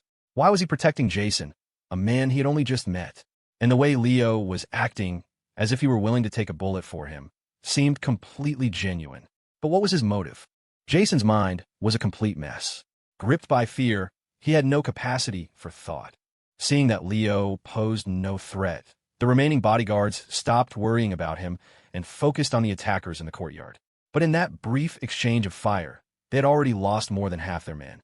Now only 6 or 7 were left, fighting a desperate last stand. The disparity in skill was immense. The attackers were mostly battle-hardened mercenaries. What chance did a group of corporate bodyguards have against them? Seeing the gunmen in the courtyard closing in, his own men completely overwhelmed, Jason looked at Leo, who was still desperately protecting him, and without thinking, he scrambled upstairs, fleeing for his life. When he reached the top of the stairs, the lewd sounds became crystal clear. He quickly looked toward the source and saw it wasn't Harrison enjoying himself at all, but just a phone playing a pornographic video. Confirming he had been trapped, Jason was still baffled. What was Harrison trying to do? What was Leo trying to do? If they wanted to kill him, why make it so complicated? Just then, Leo's voice roared from downstairs. "Protect the grandmaster. Fight them off. Hold them back. Quick, hold them." "Grandmaster, you have to run." Jason was dumbfounded. He thought about how he had hired the East Side Syndicate to go after Ethan, and how Leo, the head of the syndicate, had been so overly respectful to him tonight. "It's over. They made me the grandmaster." Although he didn't know who the attackers were, it wasn't hard to guess they had a grudge against the grandmaster. And Harrison had orchestrated this whole elaborate show, pinning the title on him, just to make him the scapegoat. "Why? Harrison, why do you want me dead?" Jason racked his brain, but couldn't understand. The two brothers he thought would never work together had teamed up, and they were playing him for a fool. Leo was still screaming from downstairs. "Grandmaster, run. We can't hold them. You have to run. Grandmaster, grand your mother." Jason cursed furiously. He forced himself to calm down and looked around for a place to hide. With his body long since ravaged by a life of indulgence, a 200-meter dash would leave him gasping for air. Running was out of the question. Besides, with so many gunmen outside, A stray bullet would likely kill him before he got more than a few steps. Hiding was the only viable option. After a quick scan, Jason made a decision. He deliberately pushed open a window and left one of his shoes on the sill to fake an escape, then ran toward the cloakroom, planning to hide in a wardrobe and bury himself under the clothes. Perhaps he could fool them. However, just as he reached the cloakroom door, a figure burst through the window, landing deftly in the center of the room. Well, what a coincidence. Grandmaster, I was just on my way to find you. Hey. Jason's heart leaped into his throat as he stared at the strange man in a clown mask who had appeared before him. He waved his hands frantically. You've got the wrong person. I'm not the Grandmaster. I'm Jason Croft, CEO of Port Sterling's #1 real estate developer, the Croft Group. The Joker just kept smiling that sinister smile, a gleaming scalpel dancing between the fingers of his right hand. That's right, it's you, Mr. Grandmaster.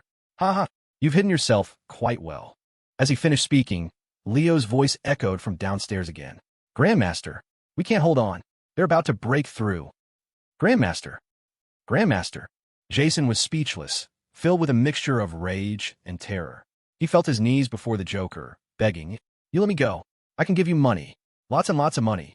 Just let me go. You certainly have made us a little short on cash. Hey. The Joker took a step forward, grabbed a fistful of Jason's hair, and with a flick of the scalpel, sliced off one of Jason's ears. Ah! As Jason's blood-curdling scream filled the air, the Joker only grew more excited. That's a good boy, scream louder. Ha. I really can't wait to remodel you. Ha. After a fit of laughter, the Joker kicked Jason to the ground. Let's play a little game, he said mockingly. You run downstairs, and I'll chase you. If I catch you, I'll cut off your other ear. Ha. I'm really not the Grandmaster. Jason screamed as he scrambled downstairs. When he reached the turn in the staircase, the Joker leaped from the second floor, landing directly in front of him. Before Jason could react, he raised his hand and sliced off his other ear. Ah! Jason shrieked and tumbled the rest of the way downstairs.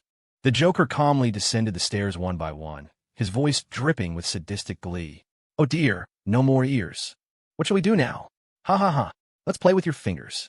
You have 10 of them. That should keep me busy for a while. Ha. Jason rolled to the bottom of the stairs and looked up frantically. He saw that all his bodyguards were dead. Only Leo was still alive, kneeling on the ground with a gun pressed to his head by a man in a pig mask. Seeing Jason, Leo instantly became agitated again. Grandmaster, let the Grandmaster go. If you want someone, take me. Jason screamed. I'll grand your mother. After his furious outburst, Jason looked fearfully at the Joker, who was now standing over him. Friend, he pleaded, I'm really not the Grandmaster. Before he could finish, Leo interrupted him. Right. He's not the Grandmaster. Let him go. I'm a Grandmaster. Jason lost it. Fuck you. Harrison Vance is the Grandmaster. Leo, ever helpful, chimed in. Right. Harrison is the Grandmaster. All the Vances are the Grandmaster. Let the Grandmaster go. No, let Mr. Croft go. Jason was speechless. It was hopeless. At the mention of the Vances, Pig Mask flew into a rage. He raised his gun and smashed it against Leo's head. His business had been ruined precisely because his boss had been wary of the Vances, costing him men and merchandise. Now that they had finally confirmed the identity of the Grandmaster, this idiot was cluelessly trying to use the Vances as a shield. How could he not be furious?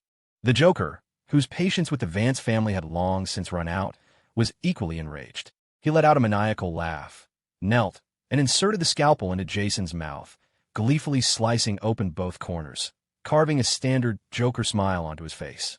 The sight made Leo tremble, his bravado gone. He covered his head and began to beg for his life. Seeing the Joker was getting carried away and about to use the scalpel on Jason again, Pig Mask shouted, That's enough. Let's go home. The boss is waiting for us.